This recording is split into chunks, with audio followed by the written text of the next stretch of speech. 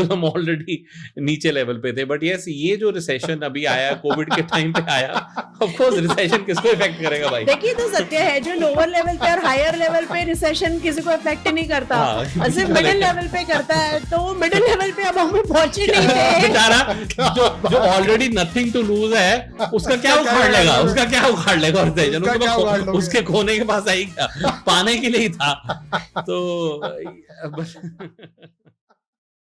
तो आज हमारे डॉक में जुड़े हैं Vikrant Kapoor sir and Muskan Kapoor ma'am. Welcome to Social Dock ma'am. Thank you so much. हम लोग बातें अपनी जो कह लो कि एक्सपीरियंस की शेयरिंग की स्टार्ट करेंगे. आप दोनों का मैं चाहता हूँ कि हम शुरू करें कि आप दोनों मिले कहाँ पे. तो वो चीज को लेके थोड़ा सा हम लोग शुरू करेंगे, देन धीरे धीरे जो भी होगा हम लोग आगे बात करेंगे. Okay, as a matter of fact, I joined Art of Living in 2002, end of 2002, and I was all of a sudden when I joined, such a wonderful change started coming in my life, and I started pursuing more and more programs of Art of Living, got more involved in satsang, got more involved in knowledge. And I used to visit Bangalore ashram a lot of time. Okay.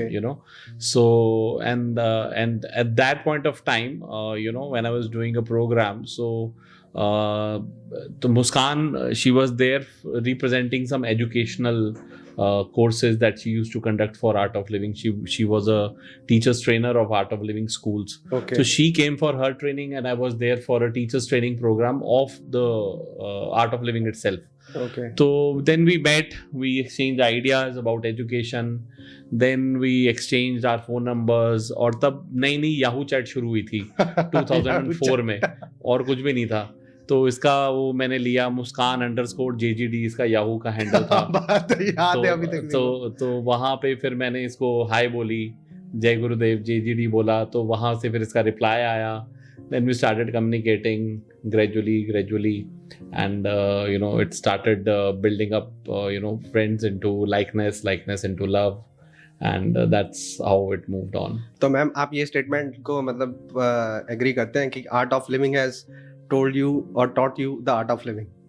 बिल्कुल, जैसे कि नाम ही कहता है art of living, तो मुझे लगता है एग्जिस्ट तो हम सभी कर रहे होते हैं, पर लिविंग का मतलब है कि सही मायने में हम अपनी ज़िंदगी को अच्छे से जीते भी हैं, उसको पर्पसफुल बनाते हैं, और दूसरों के लिए भी हम हमारे जीवन को अच्छी तरह से पर्पसफुली उनकी सेवा में, उनके लाइफ में कंट्रीब्यूट करने के लिए कुछ योगदान देते हैं. तब मुझे लगता है वो सच मायने में लिविंग है. तो आपने सर में ऐसा क्या देख लिया तभी, ये तो है भी अमृतसर से. और जैसे मैं आपको बताता हूँ कि अमृतसर में या पंजाब में कह लो कि आर्ट ऑफ लिविंग का उतना एक्सपोजर नहीं है एज कंपैरिजन टू वो महाराष्ट्र या उधर वाली स्टेट्स का. तो मैं तो सर ये बहुत बड़ी बात है कि यू आर देयर. बेंगलोर में 2002 की बात कर रहे हैं ना, बेंगलोर में 2002 में होना is a very big thing. तो आप मतलब ऐसा क्या दिख गया, कुछ तो देखा होगा आपने. कई चीजें ना डिवाइन प्लान का हिस्सा होती है, मुझे ऐसा लगता है. अदरवाइज आप ये सोचो कि आज से 19-20 साल पहले कोई मुंबई की लड़की अमृतसर आने के बारे में सोचना बहुत दूर की बात समझती थी, आज भी कई बार हेजिटेट करती है. yes. तो उस जमाने में मैं मुंबई में रहती थी, मेरी पढ़ाई लिखाई मुंबई से हुई है, मैं वहाँ पर स्कूल्स में as a trainer, as a teacher work करती थी, और of course Art of Living के कोर्सेज लेती थी. पर जैसे कहते हैं ना कि दिल मिल जाए तो जगह और देश कोई मायने नहीं रखते. और जैसे हमारे फाउंडर है श्री रविशंकर जी, पहले तो हमने उनसे जाकर पूछा कि क्या हम एक दूसरे के लिए ठीक पात्र है, क्योंकि बहुत ज़रूरी होता है. प्यार में तो हर इंसान बढ़ ही जाता है, पर उस प्यार को लंबे समय तक, एटर्नल जिसे हम कहते हैं, सारी उम्र तक निभा पाना, ये भी बहुत इम्पॉर्टेंट रहता है. तो हमें लगा कि हमारे गुरुदेव सेम है ना, हम दोनों एक ही गुरु को मानते हैं, तो पहले उनकी आज्ञा ले ले, और अगर उन्हें लगे कि हमारा सफ़र साथ में बड़ा सुंदर है, उनके आशीर्वाद से फिर हम इस रिश्ते की शुरुआत करें. तो सर आपके भी पेरेंट्स मतलब पहले गुरुजी को ऐसा घर में एक्सपोजर था, और आपके भी पहले घर में एक्सपोजर था, ऐसा है क्या, या आप अलग से जुड़े हुए? ऐसा कुछ है? नहीं, definitely the whole family was part of this Art of Living. Okay. Family did, इनकी भी मानती थी। तभी जब गुरुदेव ने हाँ की या बोला कि नहीं ठीक है, आपकी फैमिली भी राजी है तो हम भी राजी हैं, तो family also boat down in front of Gurudev, because वो भी सब मानते थे उसको, उस चीज़ को। तो they also said okay, it's all then divine plan, then just. तो 2002 बैक मतलब, और उससे पहले आप कितना टाइम हो गया था आर्ट ऑफ लिविंग के साथ जुड़े हुए? नहीं, 2002 एंड में मैंने प्रोग्राम किया था, ओके, right? And then 2003 2004 तक I was like getting more and more advanced level of programs, getting more into spiritualism. That was my first ever exposure in spiritualism. Otherwise Okay. I used to consider spiritualism as a ढोंग, as a people जो escapist होते हैं life के, वो भाग जाते हैं ये सब करके। But when I realized you are connected to your source and you are able to perceive the deeper meaning of life through spiritualism, तो तब अपना it started working for me, and then in 2004 it was actually when I met her. That Okay, was the first time I met her. तो ma'am आपको art of Living के साथ जुड़े हुए कितना टाइम हो गया था? मतलब इनको सर से मिलने से पहले आर्ट ऑफ लिविंग के साथ मैंने भी 2002 में कोर्स किया, और अक्सर हाँ देखिए, ये इन्होंने यहाँ किया, मैंने वहाँ किया। और एक और बड़ी इंटरेस्टिंग कॉमन पॉइंट है जो हमारे बीच में घटित हुआ। कहते हैं ना, जब दो आत्माओं ने मिलना होता है तो कुछ सिमिलर चीज़ें घटित होती है इंसान के जीवन में। करेक्ट। तो मेरी भी लाइफ में कुछ बहुत ही एक डिप का टाइम था। It was a very low phase of my life. Okay, तो फिजिकली, मेंटली, इमोशनली, हर तरह से, जैसे कहते हैं ना कि एक ब्रेकडाउन फेज होता है लाइफ का। हाँ जी। और सब कुछ करके देख लिया था, कुछ वर्कअप ऑन नहीं कर रहा था, एंड समबडी सजेस्टेड कि भैया आप आर्ट ऑफ लिविंग का कोर्स भी करके देख लो। बस उस दिन का दिन था और आज का दिन है, कभी पीछे मुड़कर नहीं देखा, खुशहाल जीवन जिया और खुशियाँ बांटी सब में। और सेम इनके साथ अमृतसर में हो रहा था, उनके भी जीवन में इसी साल के दौरान कुछ चीज़ें घटित हो रही थी जो उनके लिए एक ब्रेकडाउन पॉइंट Yeah, था। I was in a spare down time of my life, और मैं किसी के घर पे था तो वो कोर्स कर रहे थे, और उन्होंने मुझे एक बात शेयर की कि जिससे हम ये कोर्स कर रहे हैं वो जो टीचर है वो हमेशा स्माइल करती रहती है। अच्छा, तो मैंने कहा लाइफ में इतने दुख हैं, इतनी परेशानी है, तो कैसे कोई स्माइल कर सकता है? वो कहते नहीं करती है। तो मैं कोर्स ज्वाइन किया किसी की स्माइल देखने के लिए। तो वो जब स्माइल ऐसे ही चेहरे पे आई, तब से कि स्माइल क्या बात के है। कारण मुस्कान असली में आ गई जिंदगी में। क्या बात कही है मैम, जी। बहुत बढ़िया। तो आपके जैसे आपने बोला कि ये सारी चीजें मैच करती हैं, तो टेस्ट बड्स भी मैच करते हैं?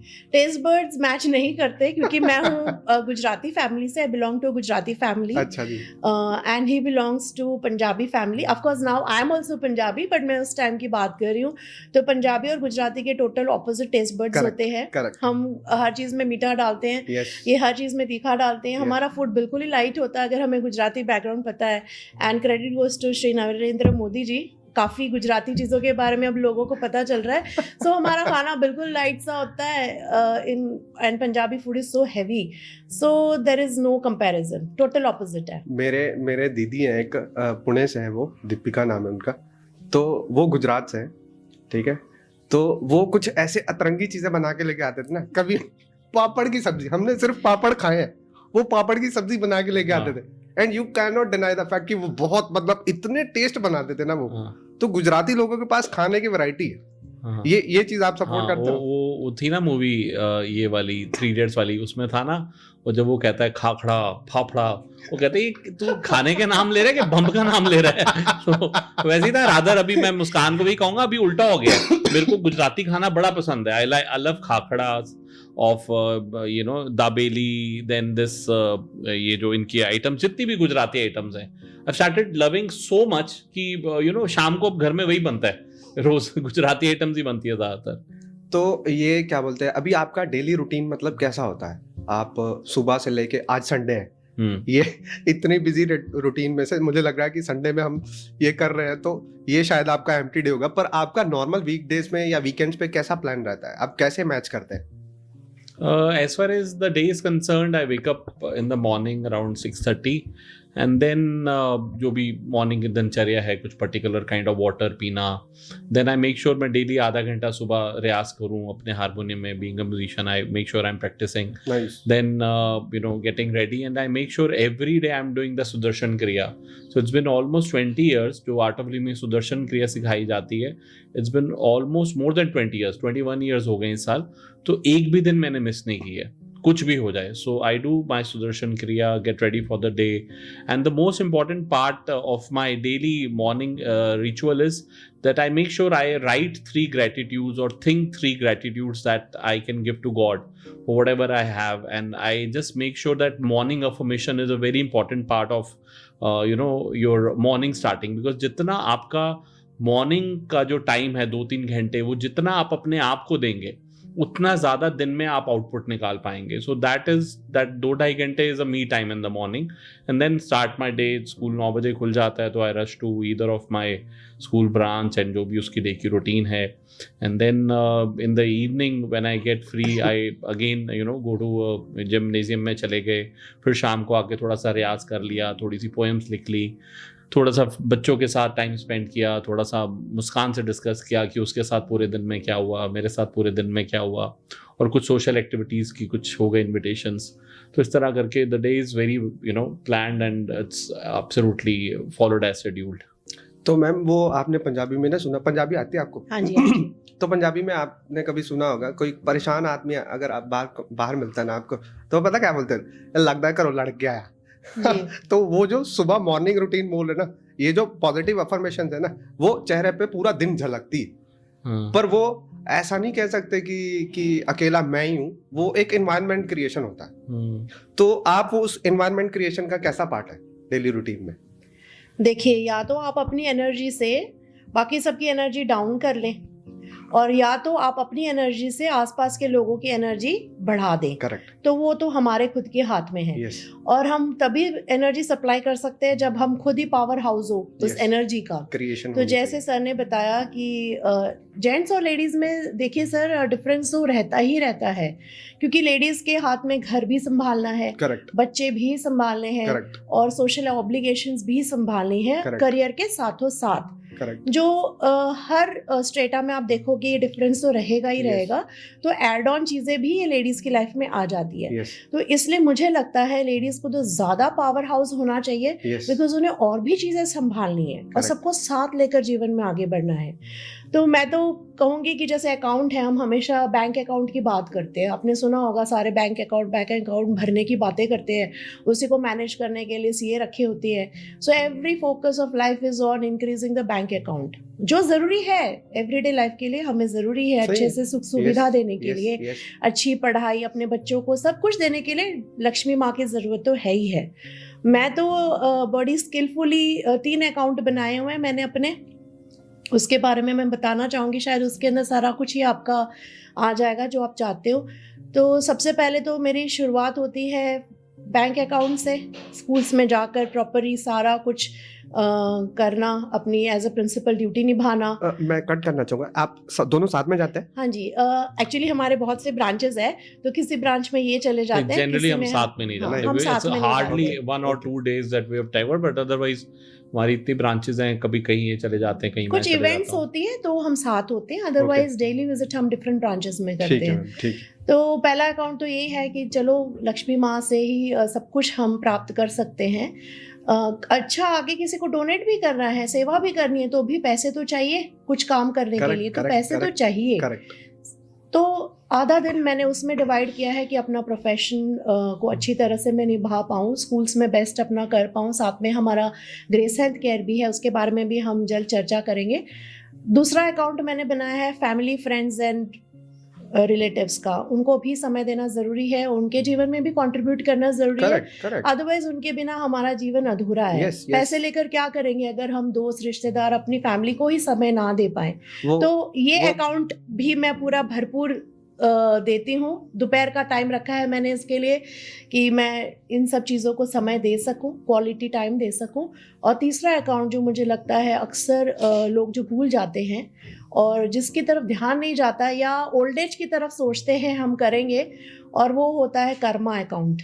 जो मुझे लगता है। Nice. कुछ अच्छे कर्म जो हमें मिला है उसको समाज में वापस दे पाने की क्षमता, किसी के जीवन में कुछ सुंदर चेंजेस ला पाने की क्षमता। और ये सेवा किसी भी तरह की हो सकती है, पैसे से या कोई चीज़ें प्रोवाइड करके या अगले बंदे का मन शांत करके उसके जीवन में खुशियाँ लाकर।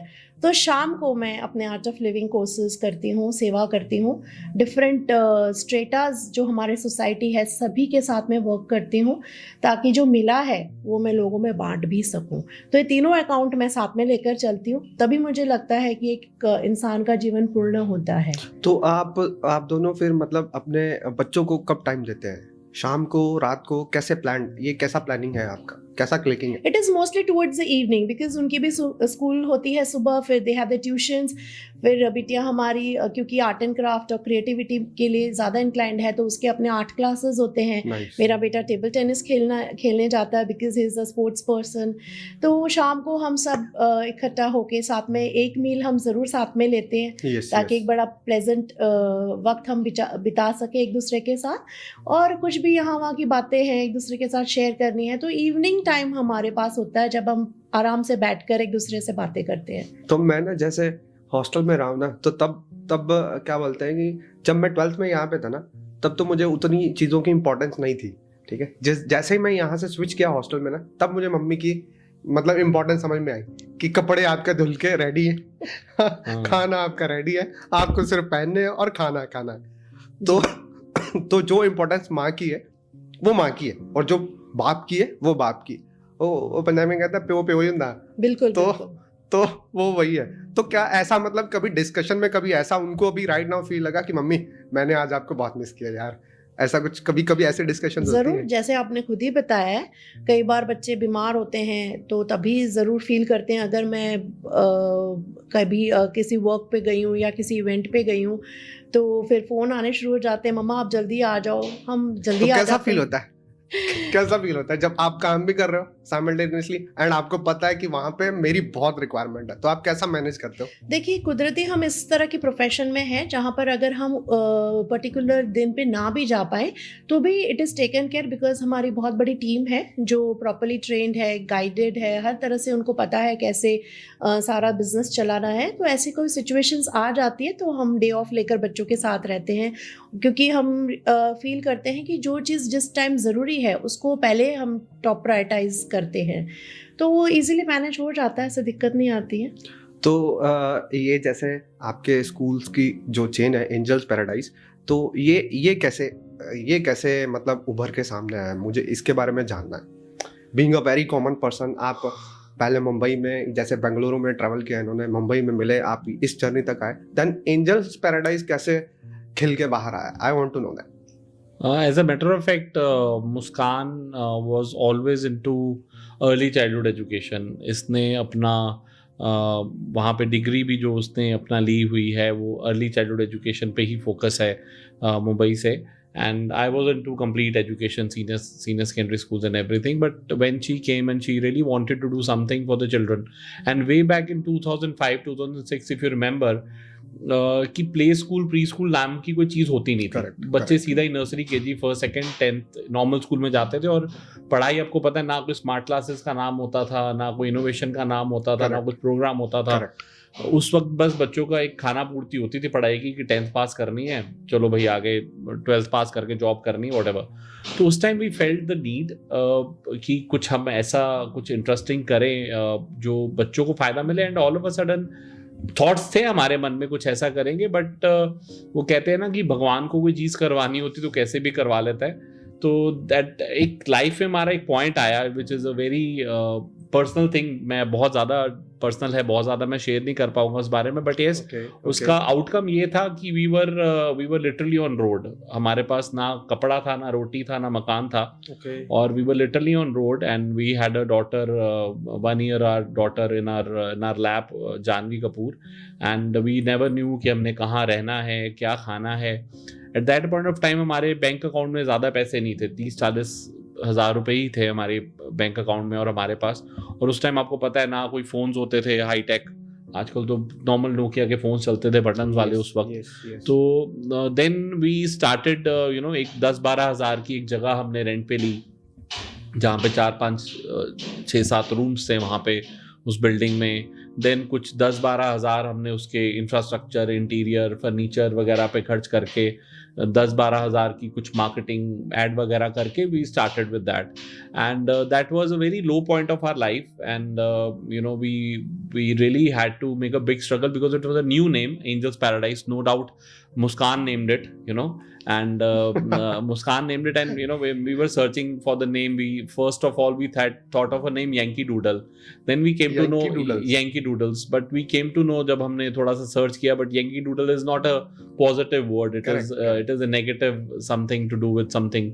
So then we found that name, and we started with our school with a very little bit of money what we had, and then this concept was very unique कि बच्चों को ग्रोथ मिलनी चाहिए उस उम्र में. The child is totally energised from inside and learning. बच्चे को खुद सीखना आता है. आपकी पॉकेट में पेन होगा और 2.5 साल का बच्चा है, वो खुद पॉकेट से पेन निकाल के कुछ ना कुछ स्क्रिबल करना शुरू कर देगा. Correct. He has a natural need of writing. वो कोई भी चीज को 2-4 चीजों को जोड़ तोड़ के लगा देगा साथ में. उसकी वो नेचुरल नीड है चीजों को समझने की. Then why do we really have to make the child sit and hold the hand and write? तो then we believe that you know there are 8 intelligence or 8 development of a child, which is emotional, spiritual, mental, interpersonal, intrapersonal. इस तरह करके 6-8 development होती हैं बच्चों की, जिसको focus रख के हमने स्कूल डिजाइन किया. उसमें कोई भी पर्टिकुलर क्लासरूम ऐसा नहीं था कि नर्सरी है, ये केजी क्लास है, यहाँ टीचर जाएगी. और एक कंसेप्ट इतना सुंदर था कि जैसे आम स्कूलों में क्या होता है कि टीचर्स जो है वो क्लासरूम बदलती है, बच्चे उसी क्लासरूम में रहते हैं. टीचर्स क्लासरूम चेंज करती है. पर हमारे में कंसेप्ट में क्या था कि बच्चे क्लासरूम बदलेंगे हर आधे घंटे में. तो उससे बच्चों का अटेंशन स्पैन बड़ा हाई चले गया. नहीं तो बच्चों को क्या होता है, एक दिन एक ही क्लास में बैठे रहे, आधा घंटा बैठे, सुस्ती आ गई, 1 घंटे बाद बिल्कुल ही सुस्ती आ गई, they are least interested. After 30 minutes they getting a new environment. After 30 minutes they getting a art room, 30 minutes they getting a music room. भी हो रही है, bodily activity. हाँ, bodily activity हो रही है. तो learning became very fast. And I still remember when we had a new brand, of course, तब सिर्फ 2 स्टूडेंट्स हमारे पास आए जब हमने एडमिशन की. We really worked hard. One was Uday and I still remember the second name Achint. ये 2 बच्चे हमारे पास एडमिशंस हुई. नाइस. एट एक मेरे फ्रेंड का बेटा था उदय, और एक पड़ोस में ही कोई बच्चा रहता था, वो आ गए. And for 10, 15, 20 days me and Muskan were there, and 2 teachers and 2 aunties and 1 guard was there. And 15-20 दिन we were handling with 2 children only, and everybody was like condemning, तुम्हारे आसपास इतने बड़े बड़े स्कूल है, ये प्ले स्कूल की कौन परवाह करता है, सब बच्चे अपना सीधे बड़े स्कूलों में डालते हैं, ये कैसे का कंसेप्ट ले आए हो, कुछ नहीं चलना तुम्हारा, कुछ नहीं होना, कुछ हो ही नहीं सकता. देखो 20 दिन हो गए, तुम्हारे पास कोई इंक्वायरी नहीं, कोई कुछ नहीं, कोई पूछ नहीं रहा. But gradually we started working on दो students, and gradually our reach started happening. Parents started coming to know. फिर then when they visited school they were surprised to see the concept. तो उनको अच्छा नहीं लग गया. And after 1.5 month we had few more admission, 7, 8, 10 admissions. 3rd, 4th month में हमारी 30-35 admission हो गई. एंड अराउंड 5th मंथ में we had to put admission full board outside the school. Nice. We crossed 100 students. हमारे पास जगह ही नहीं, इतनी छोटी बिल्डिंग पड़ गई हमें, हमारे पास जगह ही नहीं. So that's what I said कि जैसे कहते हैं ना, डिवाइन ने फोर्स किया हमें वो करने के लिए. थॉट्स थे हमारे मन में बड़ी देर से कि कुछ ऐसा करेंगे, कुछ करेंगे, बट हम अपनी रूटीन में लाइफ में बिजी थे तो हम कर ही नहीं पाए. बट जैसे कहते हैं ना, God forced us to launch this brand for the betterment of everybody, for the children, for the staff, and currently we are having more than 150 staff members. Nice. Team hai hamare paas. Nice. We are having franchisees all across Punjab and Haryana. So more than 26 schools we are running right now with the name of Angels Paradise. Very nice. Digest करने में थोड़ा time लगा. बहुत अच्छी चीज है. तो ये इसका करिकुलम जो डिजाइन किया है या करिकुलम बनाया होगा, वो उसके ऊपर किसका कितना कंट्रीब्यूशन? 100% मुस्कान. एक्चुअली ना, हम हमेशा जब भी हमारे दोनों के रोल की बात आती है, देखिए सेम प्रोफेशन में हस्बैंड एंड वाइफ बहुत कम देखने को आपको मिलेंगे. yes. और अगर देखो भी तो आप देखोगे कई बार वो कॉम्पिटिटिवनेस आ जाती है, वो जेलस फैक्टर आ जाता है कई बार, और कहीं ना कहीं वो साथ चलने का इंटेंशन तो होता है पर नेगेटिव चीज़ें बहुत आ जाती है. तो हमने बड़ा स्किलफुली डे 1 से काम किया है. ये सारा जो एडमिनिस्ट्रेशन चीज़ें हैं, मार्केटिंग की चीज़ें हैं, जिसे हम कहते हैं बॉडी ऑफ द स्कूल, तो पहले दिन से ये वो डिपार्टमेंट संभाल रहे हैं। ठीक है। जिसे सोल कहते हैं, आत्मा कहते हैं, वो है करिकुलम, यस। कि बच्चा क्या सीखेगा, कैसे सीखेगा। Core। टीचर्स जो बच्चों को हैंडल करते हैं, उनकी ट्रेनिंग, उनकी ट्रेनिंग। पेरेंट्स को हैंडल करना, बिकॉज पेरेंट्स की भी अपनी रिक्वायरमेंट है, Yes। उनकी अपनी काउंसलिंग होती है। यस। तो वो सारा डिपार्टमेंट मैं संभालती आई हूँ। तो हमारे बीच में कभी कोई चीज़ की ये नेगेटिविटी नहीं रही, बल्कि हम दोनों एक दूसरे को सपोर्ट करते हैं, कंट्रीब्यूट करते हैं हमारे आइडियाज़ को लेकर। और करिकुलम जब मैंने डिज़ाइन किया, तो जैसे इन्होंने पहले ही बताया कि 8 इंटेलिजेंस को माइंड में रखते हुए मैंने करिकुलम डिज़ाइन किया। साथ ही मैंने ये देखा, मैं सब कुछ ना ऑब्जर्व करके अपनी चीज़ें बनाती हूँ। यस। मैं अक्सर बच्चों को देखती हूँ कि उनको क्या चीज़ें पसंद है। अगर हम देखें, नॉर्मली हम पेरेंट्स बड़े ब्रांडेड टॉयज़, ब्रांडेड चीज़ें लाकर दे देते हैं उनको, महंगी महंगी चीज़ें। और अगर आप अक्सर देखो तो बच्चों को उन चीज़ों में कोई इंटरेस्ट ही नहीं होता। वो टूटी पुरानी चीज़ ले लेंगे, कौली चम्मच ले आएंगे, चकला बेलना लेकर बैठ जाएंगे, ये सारी चीज़ों के साथ ज़्यादा एंजॉय करते हैं। यस। तो मैंने जब देखा, मैंने ऑब्जर्व की चीज़ें, मैंने अपना खुद ही डिफरेंट करिकुलम बनाना शुरू किया कि बच्चों को वो चीज़ों के साथ हम चीज़ें सिखाए जो वो रिलेट करते हैं डे टू डे लाइफ में, which are also actually required for them, and which are easily available at home, जिसका कोई खर्चा नहीं है और जो टूट फूट जाए तो भी दुख दर्द नहीं होता। तो उस हिसाब से मैंने देखा कि नहीं, बच्चे 5 सेंसेस को जब इन्वॉल्व करके चीज़ों को सीखते हैं, वो कभी नहीं भूलते उस टॉपिक को। तो सिर्फ किताबों के साथ नहीं सिखाया जा सकता। अभी हम ही अगर हमारे बचपन के दिन याद करें, तो या तो कई बार हमें पढ़ाई में इंटरेस्ट नहीं था, अगर हमें दिन याद आते हैं, या तो हमें किसी टीचर ने इतनी बोरिंग तरीके से सिखाया होगा कि वो सब्जेक्ट से ही शायद नफरत हो गई होगी हमें, राइट? या तो फिर वो तरीका शायद ठीक नहीं था। पढ़ाई में कोई चेंजेस नहीं आए हैं, जो A to Z पहले था वो आज भी है, जो नंबर्स पहले थे वो आज भी है, पर आजकल के बच्चे जो है टोटली डिफरेंट है, सुपर जीनियस है। प्रॉब्लम कहाँ पर आती है, मैंने जो नोट किया कि आजकल की जनरेशन को अगर हम 30-40 साल पुरानी जनरेशन के हिसाब से हैंडल करने जाएंगे, we will land up being failures. अगर उनको पहले की तरह से पढ़ाने जाएंगे, again it will not work, because आजकल के बच्चे बहुत ही सुपर जीनियस है, टेक्नो सेवी है, हमसे भी बहुत आगे है। तो क्या ऐसी चीजें हम करिकुलम में डालें जिससे बच्चे एंजॉय करें, अच्छे से उसको सीखे और पढ़ाई को लेकर उनका प्यार बढ़े। मेन बात तो ये है, हर बच्चा अगर आप देखो प्री स्कूल में रोते रोते ही जाता है, पर ये मेरा अनुभव है मेरे स्कूल का, बच्चा हंसते हंसते वापस जाता है। वो सैटरडे संडे भी स्कूल आना चाहता है, उसको कोई छुट्टी नहीं चाहिए। छुट्टी वाले दिन भी फोन आते, मैसेज आते, ma'am we are missing you. तो ये एक सक्सेस है प्री स्कूल की, जहाँ बच्चा आना चाहता है। तो ऐसी क्या चीजें मैं करिकुलम में इंक्लूड करूं जिससे बच्चा आना चाहे, ना ही भागना चाहे। तो ये सब चीजें माइंड में रख के मैंने करिकुलम डिजाइन किया। तो मैम, ये जो करिकुलम आप बता रहे हैं, ये जैसे एक कोई भी ऐप इंस्टॉल करो तो उसका नया वर्जन आता है, तो people keep on upgrading the apps कह लो या सिस्टम्स कह लो, तो आप ये करिकुलम को अपग्रेड कर रहे हैं?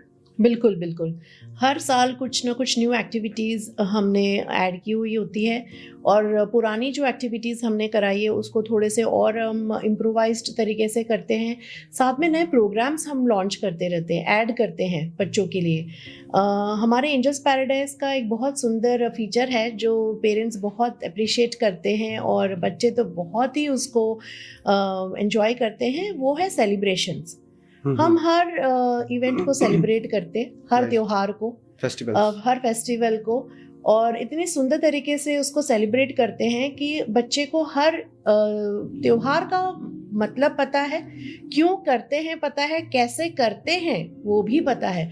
अक्सर नॉर्मली मैंने देखा है कि छुट्टी दे दी जाती है, शिवरात्रि है जी छुट्टी है, पर शिवरात्रि क्या है, क्यों मनाई जाती है, कैसे मनाई जाती है, इसका क्या मकसद है, ये अक्सर इस एज के बच्चों को नहीं पता होता। और अगर आप देखिए आजकल सब न्यूक्लियर फैमिली में रहते हैं, तो वो ज़माना भी गया जहाँ नानी दादी बच्चों को ये सारी चीज़ें सिखाते थे, समझाते थे। तो मुझे लगता है कहीं ना कहीं ये रोल अब हमारे स्कूल का है कि स्कूल से बच्चे ये सारी चीज़ें सीखे। तो योगा, प्राणायाम, मेडिटेशन, श्लोकास, ये सारी चीज़ें मैं बच्चों को करवाती हूँ, तो जिससे बच्चों में इसी उम्र से जैसे हम कहते हैं ना अपने इंडिया के जो कल्चरल वैल्यूज़ है उसके लिए उनको सारा ज्ञान मिलता है, वो रिस्पेक्ट करना सीखते हैं और बहुत अच्छी तरह से ये एक्टिविटीज़ बच्चे करते तो हैं। आपने कुछ फॉरेन इनसाइट से भी कुछ डेटा इंक्लूड किया करिकुलम में, या कुछ ऐसा, या आपको लगा हो कि मैंने ये यहाँ पे देखा था, ये सिखाऊंगी या सिखाऊंगा तो मतलब इम्पैक्ट जोरदार आ गया, कुछ ऐसा एक दो देखिए चीजें फॉरेन कुछ ऐसी कंट्री हैं? से हम डेफिनेटली टेक्नोलॉजिकली चीज़ें अडेप्ट कर सकते हैं because technologically they are much more advanced.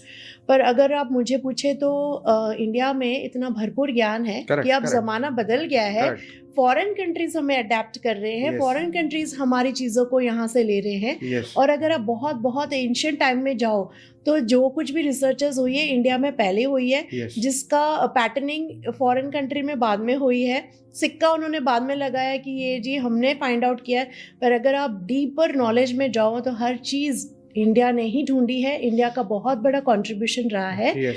तो डेफिनेटली टेक्नोलॉजिकली जो अच्छी चीज़ें हैं जिन कंट्रीज़ में हम अडेप्ट करते हैं उनको। पर अगर रही बात नॉलेज की तो I think India is full of knowledge, और बल्कि हम लोगों को कंट्रीब्यूट कर सकते हैं कितनी सारी चीज़ें जो उन देशों में नहीं हैं। As a matter of fact अभी व्हेन वी ट्रैवल अब्रॉड, हमें बहुत ट्रैवलिंग का बहुत शौक है, तो every year we make sure we visit some country और व्हाट। हम यूरोप में ट्रैवल किया कुछ देशों में, Hong Kong, South East Asia, Thailand या सिंगापुर या जहाँ पे भी, तो वी मेक श्योर कि हम वहाँ पे एटलीस्ट 1-2 स्कूल्स विजिट करें, हम उनका देखें वो क्या करते हैं, हम पहले प्री अपॉइंटमेंट लेते हैं, मिलते हैं। बट हमें कुछ ऐसा यूनिक लगा नहीं वहाँ पे जाके, हमें Okay. लगा it is nothing new that they are doing, कुछ ऐसी एक्स्ट्रॉर्डनरी चीज़ नहीं है जो बच्चों के साथ वो ऐसा कर रहे हैं जो हम नहीं कर रहे हैं। तो जैसे मुस्कान ने कहा कि we are already so rich with our knowledge and हमारे पास तो इतना कुछ देने को है, अभी भी हमें लगता है कि वो करिकुलम के अंदर हम बन जाते हैं, बच्चों की रीडिंग राइटिंग वर्क करवाना होता है, सिलेबस कंप्लीट करवाना होता है। हमें तो लगता है कि थोड़ा सा हमें और टाइम मिले, हम बच्चों को और बहुत कुछ दे सकते हैं। आप हल्दीराम के रेस्टोरेंट में जाओ तो they have add on one thing कि सेल्फ सर्विस है। आप जाओ, ऑर्डर प्लेस करो, यहाँ से रिसीट वहाँ दो, wait for your order to come and then you have to go and collect your own thing, take it to the table, ठीक है। उसके बाद आप खा के उठ जाओ, तो आपकी मर्जी है, आपको वो रखना है नहीं रखना है तो कोई आके रखेगा। तो ये चीज है सेल्फ सर्विस, ठीक है। तो जापान के कुछ स्कूल्स हैं या जापान की कुछ ऐसी चीजें हैं जिसमें वो क्या करते हैं, बच्चे अपना सब कुछ खुद मैनेज करते हैं, साफ सफाई से लेके खाने पीने से लेके, ऑफ कोर्स प्रिपरेशन जो है फूड की प्रिपरेशन मम्मी पापा या कुछ ऐसे ही सीनियर, पर बहुत कुछ सेल्फ मैनेज करते हैं। Have you included such thing in your curriculum? मैं इसके बारे में आपको एक बात बताना चाहूँगी। अक्सर ये चीज़ें तब उस कल्चर में होती है जहाँ घर पे भी यही बैकग्राउंड हो, Yes. इनके पेरेंट्स भी यही चीज़ें करते हैं। अगर आप फॉरेन कंट्रीज़ की फैमिली की बैकग्राउंड देखो, पेरेंट्स भी झाड़ू पोछे कर रहे हैं, कपड़े धो रहे हैं, बर्तन कर रहे हैं, they don't have maids there, Yes. Everything they are doing it on own. और इसलिए बच्चे भी उस माहौल को देखकर बड़े हुए होते हैं, इसलिए स्कूल्स को ये सब चीज़ें एग्जीक्यूट करनी on day to day basis easy रहता है, उनके लिए कोई न्यू चीज़ नहीं है। Yes. ठीक है, अब आप सेम चीज़ यहाँ इमेजिन कीजिए, जहाँ इंडियन फैमिलीज में हर चीज़ के लिए एक हेल्पर है, ड्राइवर है, कुक है, मेड है, सब कुछ है, बच्चे ने कभी अपनी प्लेट भी नहीं उठाई है। उस माहौल में जहाँ पेरेंट्स भी शायद नहीं करते हैं, Correct. उस माहौल में अगर आप डायरेक्टली स्कूल में 100% ये चीज़ एग्जीक्यूट करोगे तो आपको इतना सपोर्ट नहीं मिलेगा पेरेंट्स से। इसका कारण है they will not understand why we are doing this things for children. Yes. इसलिए हम क्या करते हैं, करिकुलम का जैसे मैंने आपको बताया एक हिस्सा बनाते हैं, जिसे हम कहते हैं वैल्यू एजुकेशन बिल्डिंग सेशंस, जिसके अंदर हम ये चीज़ें बच्चों को सिखाते हैं, हम उनको प्रैक्टिकली करवाते हैं, but it is just a part of the curriculum. Week में 2-3 टाइम्स हम ऐसी एक्टिविटीज़ प्लान करते हैं, बिकॉज सेल्फ डिपेंडेंट भी बच्चों को नहीं बनना चाहिए, हर एक पे डिपेंड करता रहे बच्चा हर चीज़ के लिए। इंडिपेंडेंट बने बच्चा, ये स्किल्स हम ज़रूर सिखाते हैं बच्चों को, बट हम 100% एग्जीक्यूट इंडियन स्कूल्स में नहीं कर सकते, क्योंकि मैंने आपको सत्य बताया, जो माहौल वो घर देखेगा वो स्कूल में इजीली अडॉप्ट करेगा। तो क्या एज अ पेरेंटिंग, जैसे मेरे पास कुछ ऐसे एक्सपीरियंसेस हैं जहाँ पे क्या है कि पेरेंट्स के भी सेशंस कंडक्ट होते हैं, जी पेरेंट्स को पेरेंटिंग सिखाना। जी, पेरेंटिंग वर्कशॉप्स आजकल चल रही है। तो पेरेंट्स को पेरेंटिंग सिखाना, जैसे मैं आपको बताता हूँ, सर खुद अपने हैंड से ट्रे लेके आए हैं just to offer me cold drink, soft drink, ठीक है। आप भी उतने ही बिजी हैं, ठीक है, पर ये दिखाता है कि आप घर में कैसे रहते हैं, तो आपके बच्चे भी वैसा फॉलो करते हैं। तो इट इज नॉट, आई से इट इज नॉट डिफिकल्ट, तो इम्प्लीमेंटेशन इज अ की, आई गेस। तो आप मतलब कैसा करेंगे, ये होना चाहिए या नहीं होना चाहिए? ये बहुत होना अच्छा फायदा चाहिए, है। और मैं ये कहूंगी कि age and how it is required. Yes, देखिए, अगर आजकल के ज़माने में हम सच में बिजी हैं, तो हम ये कहें कि सब कुछ हम ही करेंगे, झाड़ू पोछा बर्तन कपड़े भी हम ही करें, कर सकते हैं, इसमें कोई दो राय नहीं है, इंसान सब कुछ ही कर सकता है। पर अगर वहां पर मैं किसी की हेल्प लूं और वो चीज़ें वो करे, और मैं ज़्यादा बिगर विजन पे टू ध्यान सेव द दूं, time. To save the time and energy, और भी बड़े लोग हैं जिनको एम्प्लॉयमेंट की ज़रूरत है, करेक्ट करेक्ट। मैं नए एंटरप्रेन्योर्स खड़े करूं और समाज का कंट्रीब्यूशन करूं जहां मैं अपने स्किल्स को एक्चुअली यूटिलाइज कर सकती हूँ, तो मैं समझूंगी इट इज वाइज। हाँ, पर जैसे Nice. कोरोना का टाइम आपको पता है, 2 साल कोई मेड कुक नहीं थे, तो तब हर गृहिणी ने किया भी है, यस, जेंट्स ने भी किया है। आपने Yes, वीडियोस भी देखे yes. होंगे बड़े मजेदार, कि जेंट्स खाना बना रहे हैं, घर की सफाइयां कर रहे हैं, बच्चे भी लगे हुए हैं। तो जैसे माहौल और परिस्थिति है, इंसान को उस परिस्थिति के साथ चलना चाहिए, ऐसा मेरा मानना है। इसलिए आना सब कुछ चाहिए, बच्चों को सब कुछ सिखाना चाहिए, करेक्ट। क्योंकि कल को हॉस्टल में जाते हैं, आउट ऑफ इंडिया जाते हैं, Yes. कहीं और शहर में जाते हैं, तो बच्चे ये ना हो कि उनको कुछ भी नहीं आता। आप उनको ट्रेन कीजिए कि भूखा ना रहे बच्चा, अपने आप कुछ बना सके, अपना कमरा सेट कर सके, अपनी चीज़ों को अपने आप हैंडल कर सके। ये इंडिपेंडेंट बनाने की स्किल्स, इसलिए मैंने स्किल्स वर्ड यूज़ किया है कि ये सेशंस हम ज़रूर स्कूल में करवाते हैं, कि हर चीज़ के लिए बच्चा डिपेंड ना करे। पर वो देखिए, डिपेंड करता है अगेन कि जैसी परिस्थिति वैसा इंसान को अपना काम कर पाना चाहिए। तो एंजल्स पैराडाइज किस एज के ग्रुप को अकोमोडेट करता है? 2 इयर्स से बच्चे आते हैं हमारे पास, एंड अराउंड 5 इयर्स कंप्लीशन, मतलब UKG तक बच्चे हमारे पास रहते हैं। तो आपने कुछ सॉर्टेड बनाया हुआ है या एक ही ग्रुप में सब एज के नहीं, ये स्टूडेंट्स रहते हैं? तो बेसिक स्ट्रेटा है, प्ले पेन होता है, नर्सरी होता है, LKG है, UKG है, तो वो तो sorted है। हमें हाँ, जो स्टैंडर्ड्स चल रहे हैं उसके हिसाब से हमें क्लासेस बनानी पड़ती हैं। कभी ऐसा हुआ कोई बच्चा कहना चाहे कि मैं ये क्लास का हूँ, मैं वो क्लास में बैठना है, कभी ऐसा हुआ है? हाँ, होता ही है, बिकॉज देखो, जैसे दीदी सीनियर KG में है, मान लिया जाए, हाँ। उसके छोटे भाई की एडमिशन हुई है, हाँ। तो उसको पता है मेरी दीदी यहाँ पे है, तो वो तो कहेगा मैंने सीनियर KG में बैठना है, and it doesn't leave his दीदी, यू नो, मेरे को वहीं पे बैठ के करना है। एंड यू नो, और बच्चे भी जैसे होता है ना, they all know each other very well. Senior KG का बच्चा जूनियर KG के बच्चों को जाता है, बिकॉज हम काफ़ी प्रोग्राम जैसे करते हैं स्कूल में, जिससे बच्चों की इंटरेक्शन हमें बढ़ानी होती है, उनको कॉन्फिडेंस लेवल बढ़ाना होता है। And you were just talking about this parenting, as a matter of fact we both are public speakers.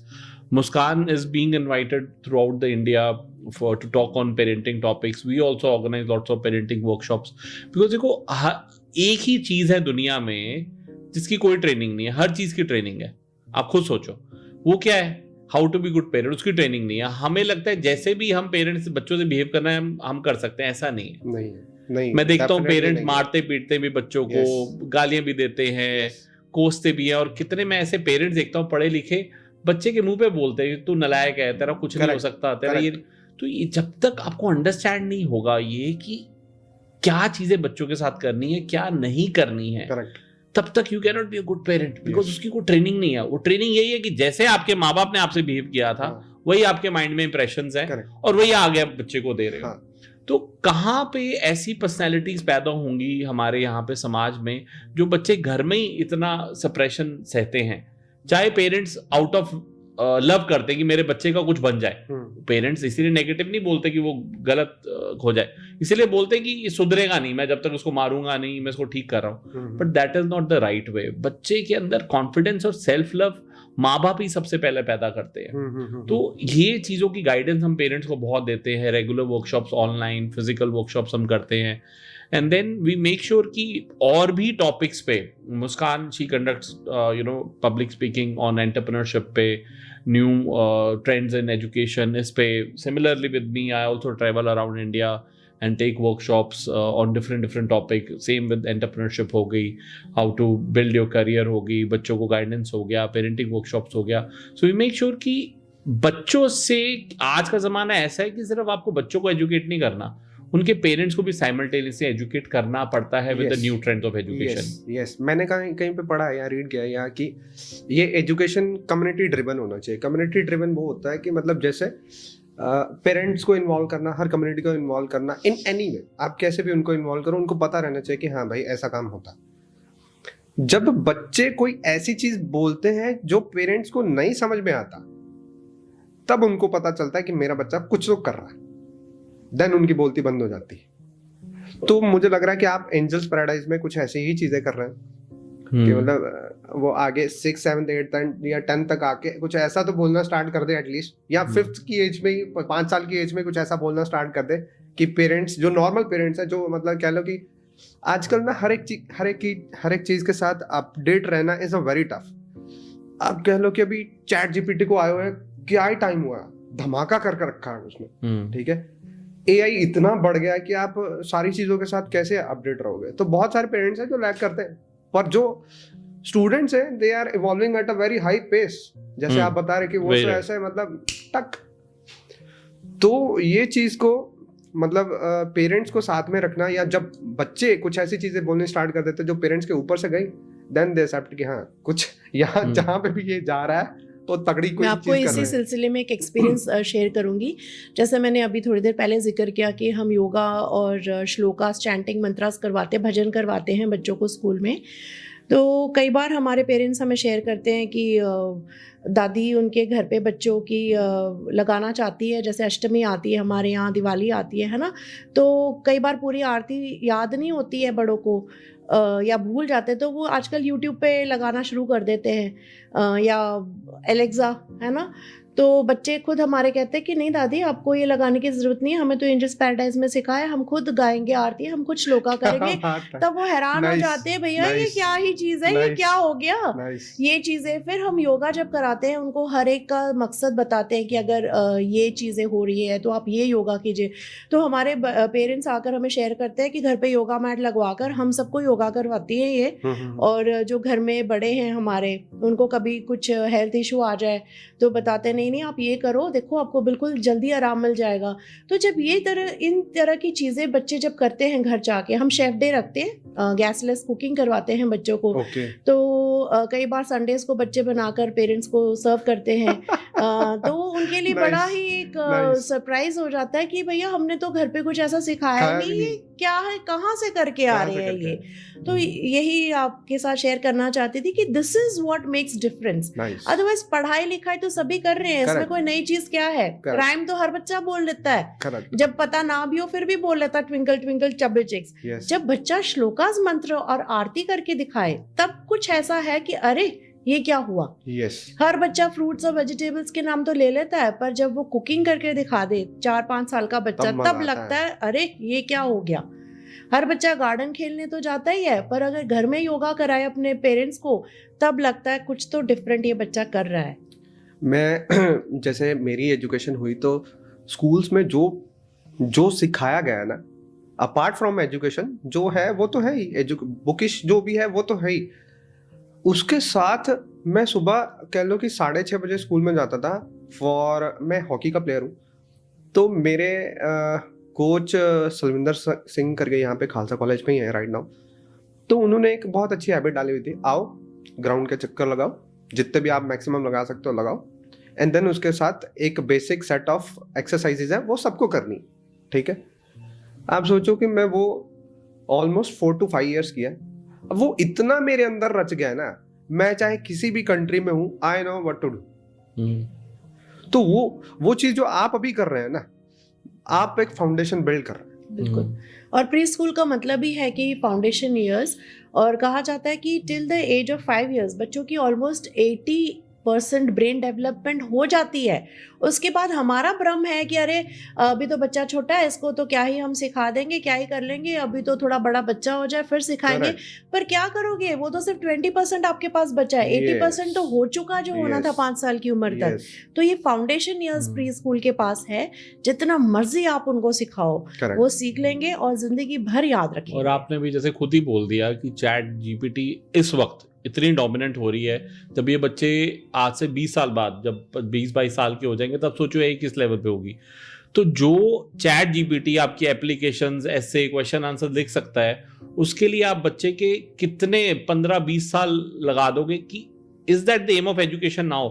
We have to think futuristic. Correct. कि क्या बच्चों को एप्लीकेशन लिखने का रट्टा लगवाना, ऐसे लिखने का रट्टा लगवाना, ये जो just as a click of button सब कुछ सॉल्व हो जाएगा, तो इतना क्यों टाइम वेस्ट करें? तो हमारी वही है कि वैल्यूज जो हैं वो कभी चैट जीपीटी ट्रांसफर नहीं कर पाएगी। वैल्यू फाउंडेशंस पे हम बहुत फोकस करते हैं, कम्युनिकेशन स्किल्स पे बहुत फोकस करते हैं, बच्चों के ओवरऑल मैनर्स, एटिकेट्स, ग्रूमिंग, बच्चों की intelligence building, confidence building, talent building like dance है, म्यूजिक है, सिंगिंग है, कराटे है, इन सब पे ये सब चैट जीपीटी कभी रिप्लेस नहीं कर पाएगी।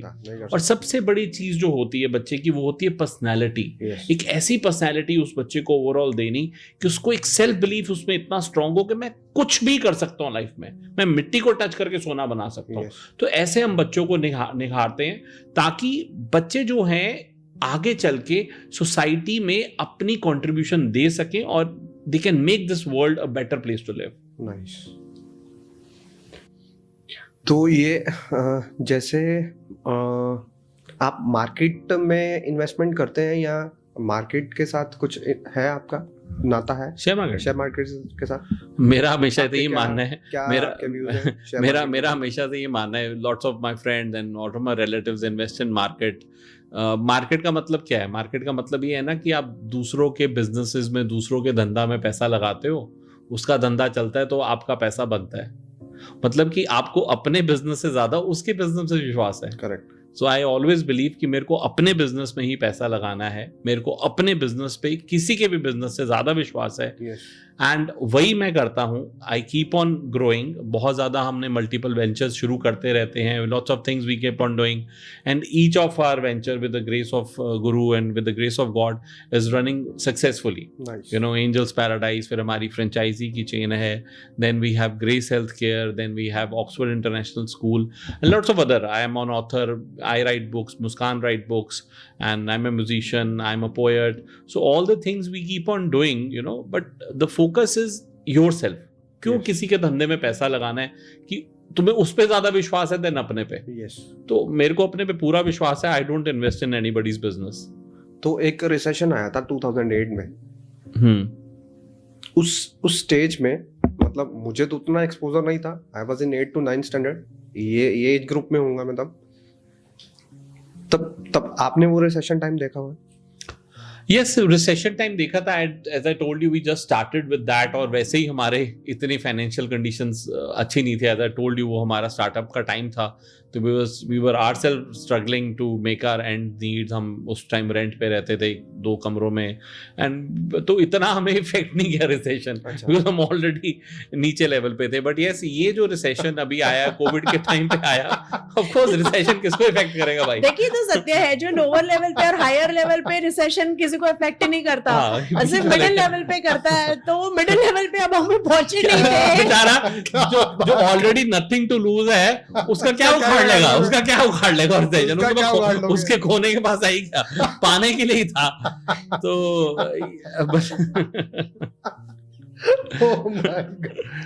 सो बेसिकली आई वुड से कि 2008 के रिसेशन में हम नहीं हिट हुए, बल्कि आई वुड से जब कोविड का टाइम आया 2019 मार्च के बाद, बीइंग प्री स्कूलर्स, हमारे 25 स्कूल्स हमारे अपने फ्रेंचाइजी के सबके ओपन हो गए थे, ऑपरेशनल थे, and they all at that point of time they were running very successfully. All the schools were doing very nice, most loved pre-schools. But all of a sudden जब Covid आया तो लोगों की mentality क्या थी उस वक्त कि पेरेंट्स को लगा कि बड़ी क्लासेस जो हैं, जिनके 10th के बोर्ड्स हैं, 8th के एग्जाम्स हैं, 5th के एग्जाम है, वो इंपॉर्टेंट है, और वो बच्चे बैठ के टिक के पढ़ भी लेते थे. तो बिल्कुल ही जो छोटे बच्चे थे, 3 साल 2 साल 4 साल, पेरेंट्स को ये फील होने लग गया कि बच्चों को अल्टीमेटली मम्मी को मुझे ही बिठा के पढ़ाना पड़ रहा है, तो why should I pay the fees to school. And so many parents were taking Zoom classes but they were not paying the fees to school. But हमारे पास मोर देन 100 स्टाफ मेंबर उस वक्त थे, टीचर्स, गार्ड्स, आंटीज, वो सब थे. तो we had to पे lakhs of the salary, but खर्चे हमारे बिल्कुल भी कम नहीं हुए. रेंटल्स हो गए या स्टाफ की सैलरी हो गई या कोई भी बिल्स हो गए और कुछ भी हो गया, खर्चा तो कुछ भी कम नहीं हुआ. एंड बट जो इनकम थी वो ऑलमोस्ट निल होने वाले हाल हो गया. And you know that time it was badly hit कि we were literally on survival mode. कितनी बारी डेली थॉट्स आता था कि इससे अच्छा you shut down the schools. इतना आप समाज में सोशल मीडिया पे स्कूल को गंदा भी बोल रहे हैं, बुरा भला बोल रहे हैं, चोर है, डकैत है, माफिया है, पता नहीं क्या क्या शब्द से बोल रहे हैं. आपके गुस्सा निकालने के लिए कोई भी एनोनिमस पर्सन हो, चाहे आपके पेरेंट्स भी नहीं है स्कूल के, ऐसे ही निकालने के लिए, अपना बनाने के लिए स्कूल को पकड़ के गलत शलत बातें बोल रहे हैं, और कोई कंप्लेंट्स कर रहा है, कुछ कर रहा है. तो schools were like look most down upon in the society. जो सोसाइटी की बैकबोन है उसी को ही सबसे नीचा दिखाया गया. फाइनेंशियल प्रॉब्लम आई, मोरल प्रॉब्लम आई, उस वक्त कॉन्फिडेंस प्रॉब्लम आई, हर चीज से हम टूट रहे थे.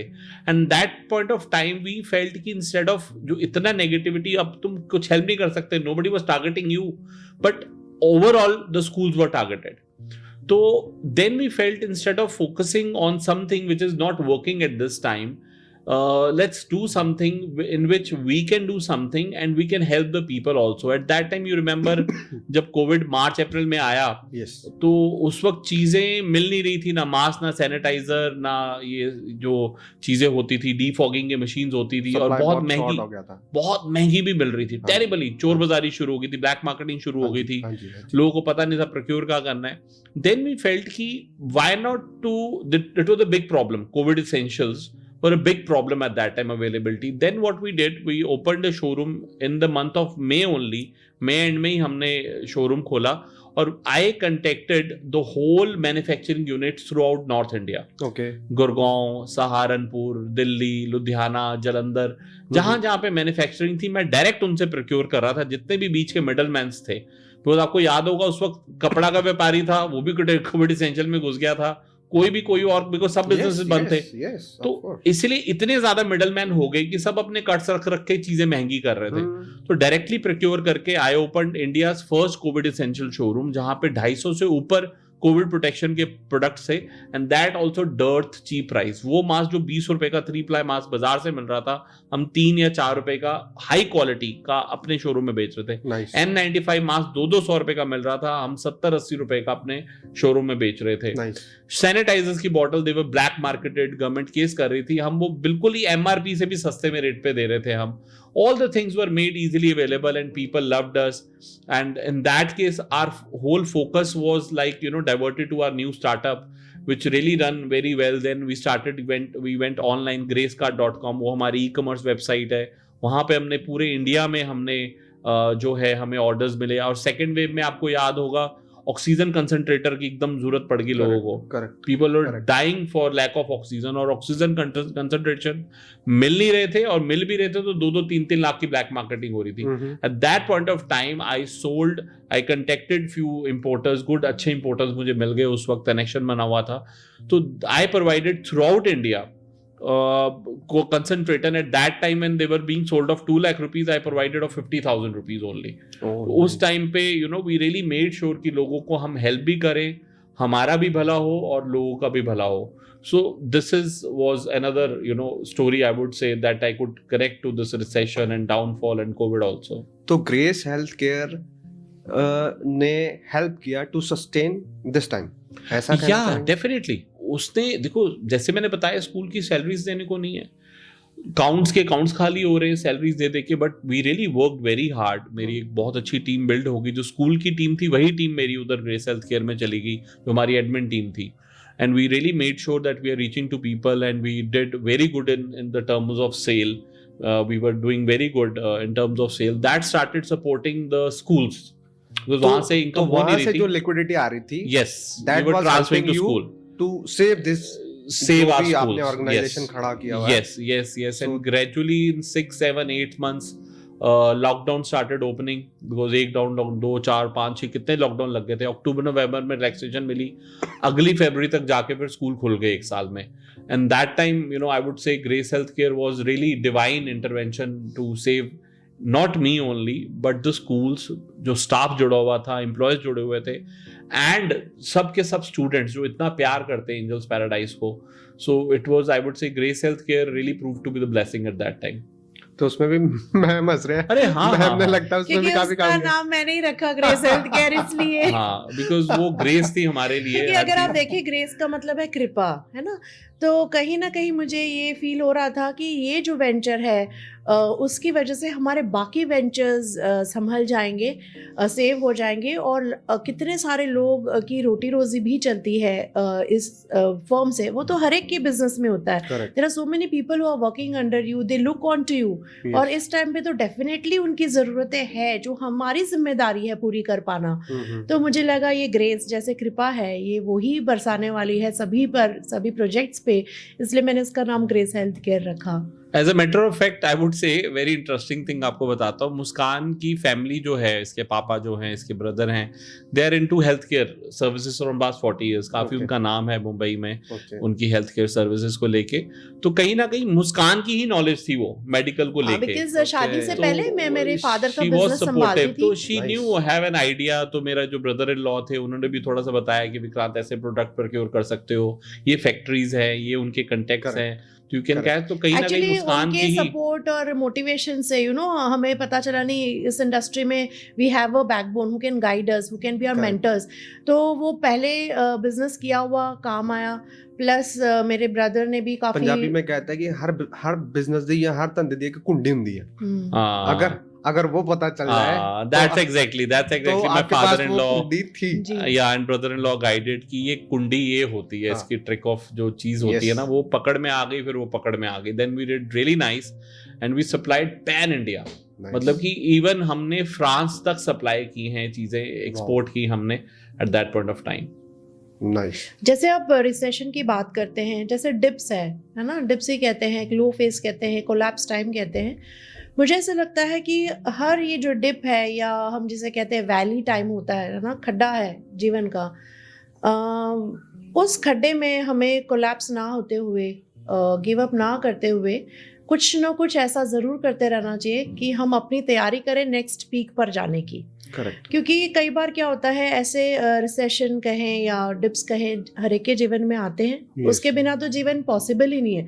जैसे ईसीजी में भी देखिए ऊपर नीचे जाता है, स्ट्रेट लाइन है तो फिर भैया खत्म बंदा हो ही जाता गया है. है. तो ये ऊपर नीचे तो चलता ही रहेगा.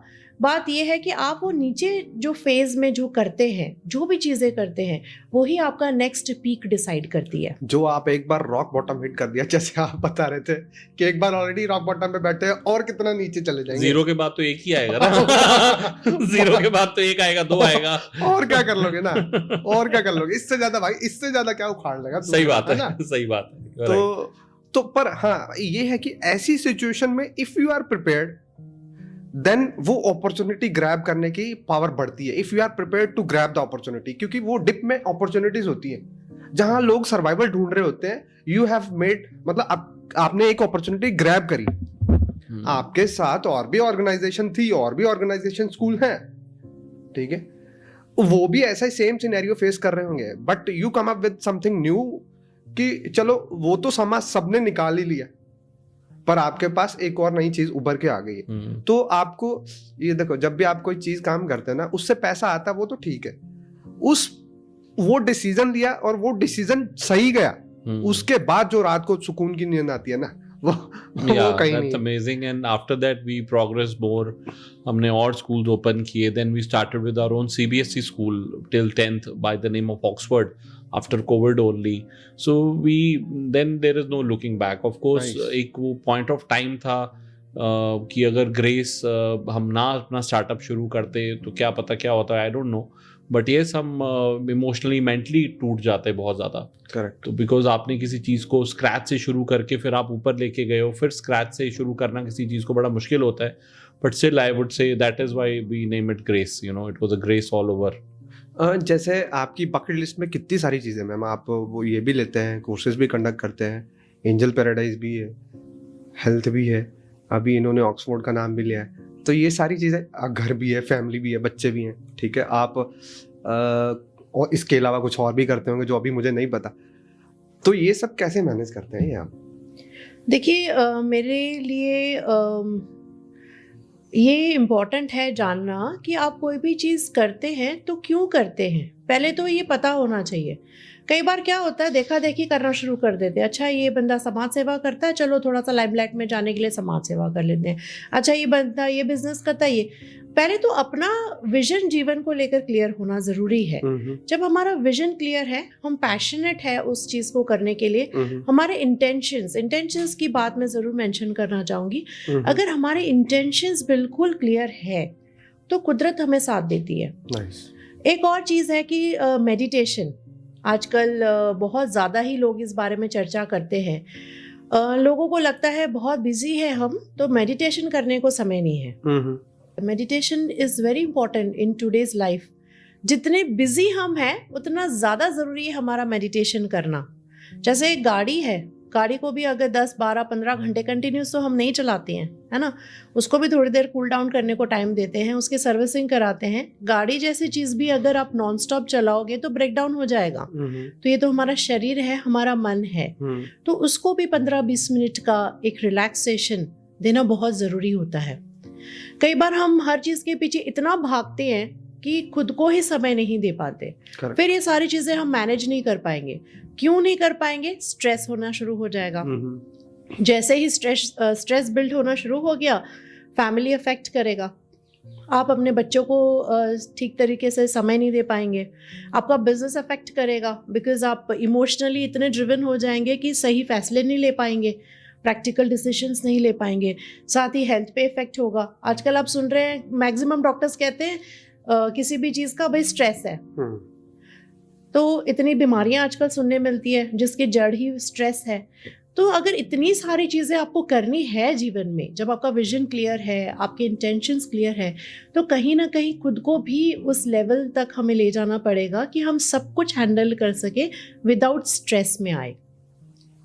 दूसरी बात यह है, हर एक के पास 24 घंटे है। किसी के पास कम ज़्यादा तो है नहीं। वो बकेट तो 24 घंटे से भरी हुई है, उसमें से 8 घंटे तो हमने सोना है। 1-1.5 घंटे दिन में चले जाते हैं बाकी बेसिक काम करने में, खाना पीना, है ना, और भी चीज़ें होती हैं। 8-10 घंटा तो हर इंसान काम भी कर रहा है अपना रोजी रोटी कमाने के लिए। तो फिर ऐसे कैसे है कि कुछ लोग मल्टीपल चीज़ें कर लेते हैं दिन में, कोई लोग एक भी चीज़ पूरी ठीक से नहीं कर पाते हैं, और कई लोग मल्टीपल चीज़ें शुरू कर तो देते हैं पर अल्टीमेटली मन की शांति खो बैठते हैं, शरीर में बीमारियां लगा बैठते हैं। तो मुझे ऐसे लगता है सब कुछ साथ साथ चलना चाहिए, और दिन को अच्छी तरह से अगर हम मैनेज करना सीख ले तो सब कुछ ठीक तरीके से हो ही सकता है। तो आप बहुत देर से गुरुजी के साथ जुड़े हुए हैं, श्री श्री रविशंकर जी के साथ से। मुझे लग रहा है ये उन्हीं की कृपा है कि आप ये सब मुझे आजकल कई बार मैं लोगों को बोलती हूँ कि आप प्लीज कोर्स कर लीजिए। 4 दिन का कोर्स होता है हमारे आर्ट ऑफ लिविंग का, 3 घंटा प्रतिदिन होता है। उसके बाद आपने बस घर में 20 मिनट की एक सुदर्शन क्रिया करनी होती है, दैट इज इट। तो हर बार मुझे सब यही बोलते हैं कि बिजी है, हमारा रूटीन है। मैंने कहा अगर मैं अपना आपको पूरे दिन का स्केड्यूल बता दूं ना तो आप हैरान रह जाओगे कि दूसरों को कोर्स कराने का टाइम कहाँ से मिलता है जब आपको खुद के लिए 20 मिनट का टाइम नहीं मिल रहा। तो ऐसा नहीं है, जीवन में आगे बढ़ना ज़रूरी है, बहुत प्रॉस्पेरिटी करनी ज़रूरी है, पर अपने शरीर को, अपने बॉडी, माइंड, इमोशंस को भी हेल्दी रखना ज़रूरी है। आजकल लोग ना सिर्फ मतलब कह लो कि सुनने के लिए, या कह लो कि किसी को कुछ सुन लिया तो सिर्फ बोलते हैं, समझने की पावर नहीं रखते। Absolutely right. जब अपना I do train entrepreneurs also. I'm also leader of few communities also. So when I give training of communication skill, तो जब मैं उनसे communication skills के बारे में पूछता हूँ आपके हिसाब से communication skills क्या है? अच्छा बोलना, जोर से बोलना, स्टाइल से बोलना, ऑडियंस को एंगेज करना। सबसे बड़ा कम्युनिकेशन स्किल का फीचर है सुनना। करेक्ट। जितने बढ़िया आप लिसनर होंगे उतने ही बढ़िया आप कम्युनिकेटर बनेंगे। आपकी बात ठीक है, लोगों की कैपेसिटी फेसबुक और सोशल मीडिया के आने के बाद और कम हो गई लिसनिंग की। कम हो गई। वो कहीं ना कहीं अपना लगाने लगे हुए हैं, टा टा टा टा टा टा लिख रहे हैं या बोल रहे हैं, समझने सुनने को कोई चाहता ही नहीं है। सो वो एक प्रॉब्लम है ये समाज में इस वक्त। But this is, I would suggest to all the viewers of your programme कि सुनने की शक्ति डेवलप करो। इसी के साथ मैं जोड़ना चाहूँगी, आजकल ना ये बड़ा सुंदर तरीके से इसको प्रेजेंट किया जाता है कि कुदरत ने भी कान हमें 2 दिए हैं, मुंह एक दिया है, इसका मतलब ये है कि ज्यादा सुने कम बोले। And I would also like to add, अभी जैसे क्या बात आपने मेडिटेशन की बात की, how the meditation is helping, I remember Covid के टाइम पे Muskan really saved few lives Nice. जो अपना they were about to commit suicide, you know, being a life coach, being Art of Living seniors अच्छा, faculty. किस्सा उस height तक के severe थे कि हाथ में कोई बॉटल रखी हुई है कि अभी बस पी के अपनी जिंदगी खत्म कर देंगे, पॉइजन, या कहीं पर छत पे खड़े हैं कि बस अभी हम कूद जाएंगे। उस सिवियरिटी के केस में पता नहीं कहाँ से नंबर मिल जाता है, बिकॉज कोर्सेज के मैसेज फॉरवर्ड हो रहे होते हैं, कहीं ना कहीं से मिल जाता है। एंड दे सेड कि मैम आप कुछ कर सकते हैं तो हमें कुछ बताइए, हमारी जान बचा लीजिए, हम जीना चाहते हैं पर हमने उम्मीद सारी छोड़ दी है। आप मानो कि उन लोगों को मैंने थोड़ा सा बात में कन्विंस करके उनको कहा ठीक है, आपको जो करना है वो तो आपकी ज़िंदगी का डिसीजन है, अब बस 4 दिन मुझे दे दीजिए। और उन्होंने कोर्स किए और रिजल्ट ये है कि आज वो सब अपनी ज़िंदगी में सही सलामत है, सुरक्षित है, फ्लरिश कर रहे हैं। और ऐसे कम से कम 25 से 30 लोग आज जिंदा है। भगवान ने माध्यम बनाया उनके जीवन में आने का और उनके जीवन को आगे बढ़ाने का। और उतना ही नहीं, जैसे शाम के टाइम पे रेगुलरली हमने ये कर लिया था कि आधे घंटे का हम कोर्स करवाते थे, फ्री ऑफ कॉस्ट, कोई चार्जेस नहीं थे उसके। 3 अलग अलग कैटेगरी के, एक जो कोविड से इन्फेक्टेड है, क्वारंटाइंड है, क्योंकि वो बड़े बुरे समय से जाते थे, मेंटली इमोशनली, ना कोई उनसे बात कर पाता था, ना वो कहीं जा पाते थे। आपको पता ही है क्या सिनेरियो था, घर के लोग तक उनसे मिल नहीं पाते थे, राइट। तो उनके लिए एक बैच होता था, बड़ा सुंदर, हर एक ने अनुभव किया। एक बैच होता था जो अभी अभी निकले हैं, रिहैबिलिटेशन स्टेज में है, जो निकल चुके हैं पर रिकवरी को वक्त लग रहा है। और एक बैच होता था उनके लिए जो बिल्कुल ठीक है और अपनी फिटनेस को बढ़ाए रखना चाहते हैं, इम्यूनिटी को बढ़ाए रखना चाहते हैं कि कोविड से इन्फेक्ट ना हो जाए। तो इन तीनों कैटेगरीज को बड़ी सुंदर नॉन स्टॉप 2 years तक सेवा दी है and people have benefited so much sitting at home. जैसे आप बताते हैं कि आप अपना जो स्कूल का करिकुलम है, ये आप टोटल ऑब्जर्वेशन बेस्ड आपने करिकुलम डिज़ाइन किया हुआ है। तो चलो वो तो आपने एज ग्रुप टारगेट किया 2 to 5, या जैसे सर ने बताया अभी 10th का भी होगा। तो जैसे आजकल की ये जो जनरेशन है, मैं इसको ट्रैफिक बोलता हूँ, ये जो आजकल की ट्रैफिक है जो इंस्टाग्राम पे बैठी हुई है, आपने इनके क्या ऑब्जर्वेशंस है, मैं वो बहुत सुनना चाहूँगा आपसे। हम कह लो कि ये जो आजकल के मिलेनियल्स हैं, इनके क्या ऑब्जर्वेशंस हैं, being you at that age, being they at this age. तो ये मतलब क्या ऑब्जर्वेशन आपने क्या ऑब्जर्व किया है जो ये लोग आपकी तरफ से गलत कर रहे हैं या सही कर रहे हैं? देखिए, हर चीज़ का एक समय होता है, टाइम होता है। आजकल इसका समय चल रहा है, ट्रेंड चल रहा है। और क्यों चल रहा है, जो मैंने एनालाइज किया है वो ये है कि हर बंदा अपनी रील बनाकर या फेसबुक पे कुछ ना कुछ अपलोड करते रहते, टैग करते रहते, just to get appreciation, just to get popularity. वरना यही तो हम लिखते हैं, अरे वाह वाह, बहुत अच्छा, बहुत बढ़िया। ये चीज़ वो चाहते हैं दूसरे लोगों से, जो लोग उनको जानते तक नहीं है। कहीं ना कहीं क्या हो रहा है कि हमारी फैमिलीज छोटी हो रही है, फैमिली में लोगों को एक दूसरे के लिए टाइम नहीं मिल रहा है। हमारे रिलेटिव्स के साथ हम ज़्यादा मिलते जुलते कम है, जो अक्सर मैं देखती हूँ सोसाइटी में। तो जो एक यूथ है वो फिर कहीं ना कहीं ये जो अप्रिसिएशन है बाहर ढूंढना शुरू कर देता है। अगर उसको घर के भीतर ही इतना प्यार अप्रिसिएशन मिल रहा हो, वो इतना इंक्लाइन नहीं होगा, पहली बात। दूसरी बात ये है कि पीयर ग्रुप है, मैं कर रही हूँ, मेरा फ्रेंड कर रहा है, वो लेटेस्ट है, मैं नहीं करूँगा तो लगेगा मैं तो आउटडेटेड हूँ, मैं उस ग्रुप से बाहर हो जाऊँगा। तो पीयर प्रेशर बहुत ज़्यादा है लोगों में इस एज ग्रुप में कि वो कर रहा है, ये कर रहा है, इसलिए मुझे करना है। तभी मैं बार बार कहती हूँ कि जो टीनेजर्स हैं बहुत ही सेंसिटिव, और आप देखो कि टीनेजर्स ज़्यादा हैं इसमें, राइट? छोटे बच्चे या एडल्ट्स नहीं है, टीनेजर्स ज़्यादा है इसके अंदर। तो इसमें क्या है ना, अगर पेरेंट्स के साथ उनका प्रॉपर तालमेल नहीं है तो उनको एक जनरेशन गैप फील होने शुरू हो जाता है। वो कहीं ना कहीं फील करते हैं, अरे आप नहीं समझोगे, आपका ज़माना अलग था, हमारा ज़माना अलग था। तो पेरेंट्स का बहुत अच्छा रोल है इस टाइम पे to build good relations with their children. तो एक तो ये चीज़ काम आती है। थर्डली, उनके रोल मॉडल्स क्या है। मैं हर बार इस बारे में जिक्र करती हूँ कि आजकल लोगों को यही नहीं पता उनके रोल मॉडल्स होने कौन चाहिए।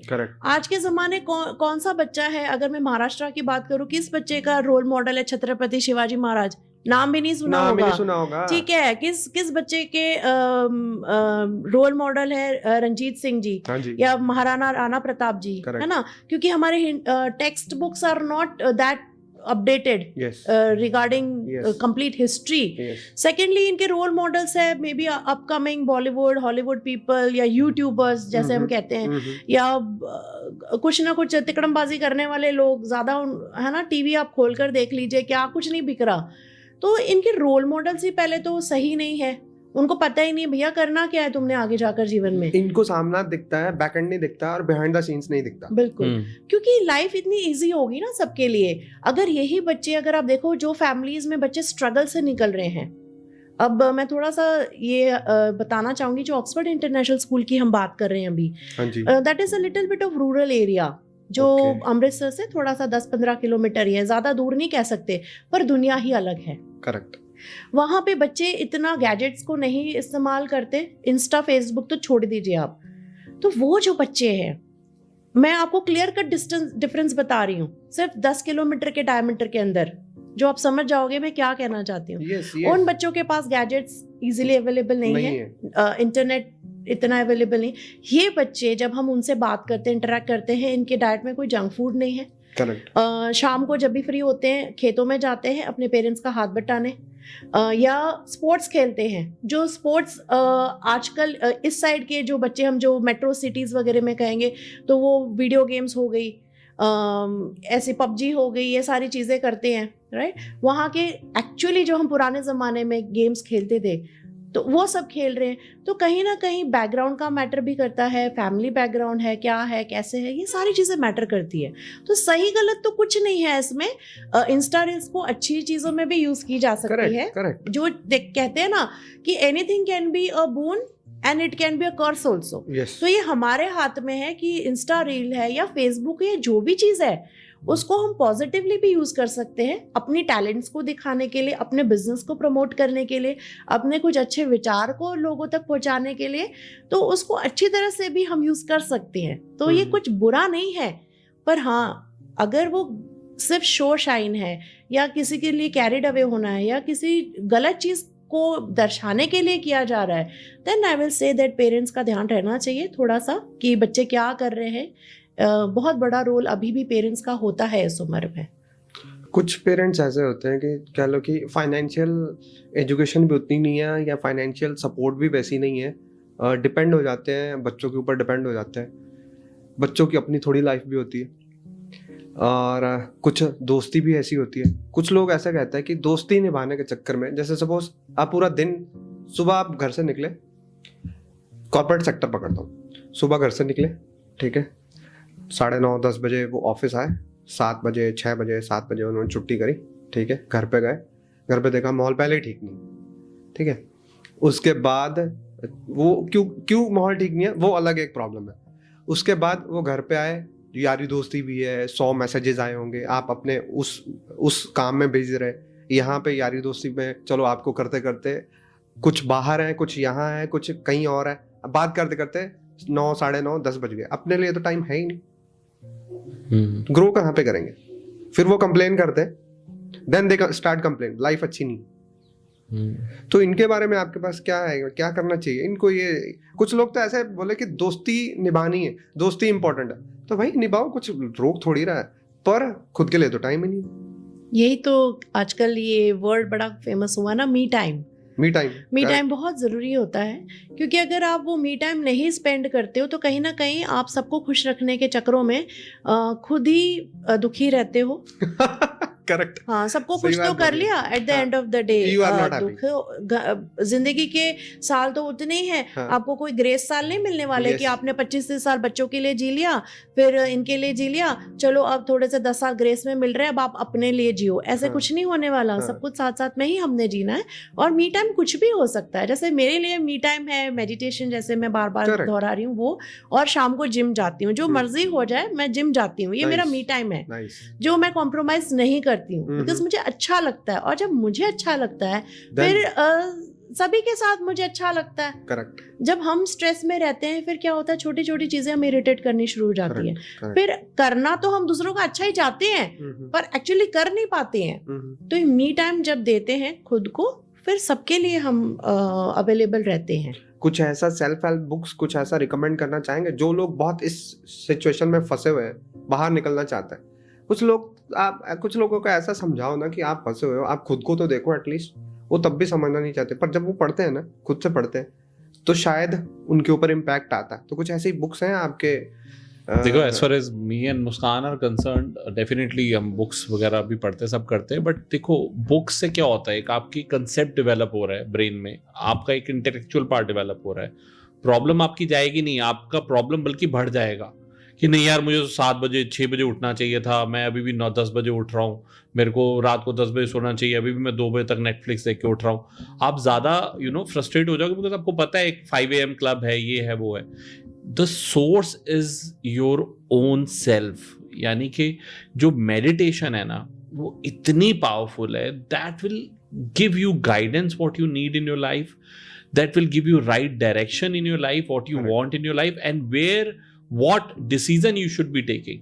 So instead of self help books, I would require कि आप अपनी self help करें. Self means your source, your soul. You mean to self analyzation? No, purely focusing on your soul, focusing on your meditation, focusing on breathing techniques, because they're the जो अंदर से inspiration और motivation आती है ना, वही आपको रास्ता दिखाती है। आपको बाहर से कोई मोटिवेशन दे भी देगा, एक दिन 2 दिन चलेगी, तीसरे दिन आप वहीं पे हो। सिगरेट पीने वाले सिगरेट क्यों नहीं छोड़ पाते? उनको पता है, डब्बी पे भी छपा हुआ है, मर जाओगे भाई, बीवी भी बोलती है मर जाओगे भाई। रही बात किताबों की, तो मुझे ऐसा लगता है कई लोगों के घर में मैं जाती हूँ तो उन्होंने बड़ी सुंदर शेल्फ बनाई होती है, बहुत सारी किताबें रखी होती है, पर ज्ञान तो बहुत अवेलेबल है आजकल। तो यूट्यूब पे भी है, गूगल पे भी है, हर जगह ज्ञान की कमी कहाँ है ही। वो सब कुछ छोड़ दो, मैंने तो घरों में भगवत गीता को भी सिल्क के कपड़ों में या गुरु ग्रंथ साहिब को भी बड़ी अच्छी तरह से रखते हुए, अच्छे से संभाल के पूजा पाठ करते देखा है। पर उसमें क्या लिखा है वो कौन अप्लाई कर रहा है? पता ही नहीं है, एक्सपोजर ही नहीं है। तो अगर तो आप देखें तो ये ग्रंथ ही बहुत है सब कुछ सिखाने के लिए, इसके बाहर तो कुछ है ही नहीं। चाहे आप जो भी धर्म का ले लीजिए, जिस भी धर्म का ले लीजिए, चाहे भागवत गीता लीजिए, गुरु ग्रंथ साहिब लीजिए या बाइबल कुरान, जो भी आप ले, सब कुछ तो है। उसके बाहर है ही क्या? हमारे गुरुओं ने, भगवान ने सब कुछ इसके अंदर दिया हुआ है ज्ञान, पर कहाँ फॉलो कर रहे हैं हम? नहीं कर रहे हैं ना। और रही बात, कोई ऑथर लिखता है, वो अपना अनुभव लिख रहा है, करेक्ट, तो उसका अनुभव आप रिलेट कर पाओ ये जरूरी नहीं है। ओके, विद उनकी लाइफ, उनका अनुभव है, वो आपको एक गाइडलाइन दे सकते हैं, आपको एक दिशा दे सकते हैं, आपको मोटिवेशन दे सकते हैं, पर आपको आपकी जर्नी तो अपने आप डिसाइड करनी है ना, करनी है, पाथ खुद का खुद करेक्ट, क्योंकि there is no thumb rule. और आप कई बार किताबें देखकर भी कंफ्यूज हो जाते हो, पढ़कर भी। एक ऑथर ये कह रहा था, एक ऑथर ये कह रहा था, इसी चीज पे ये बंदा कह रहा था।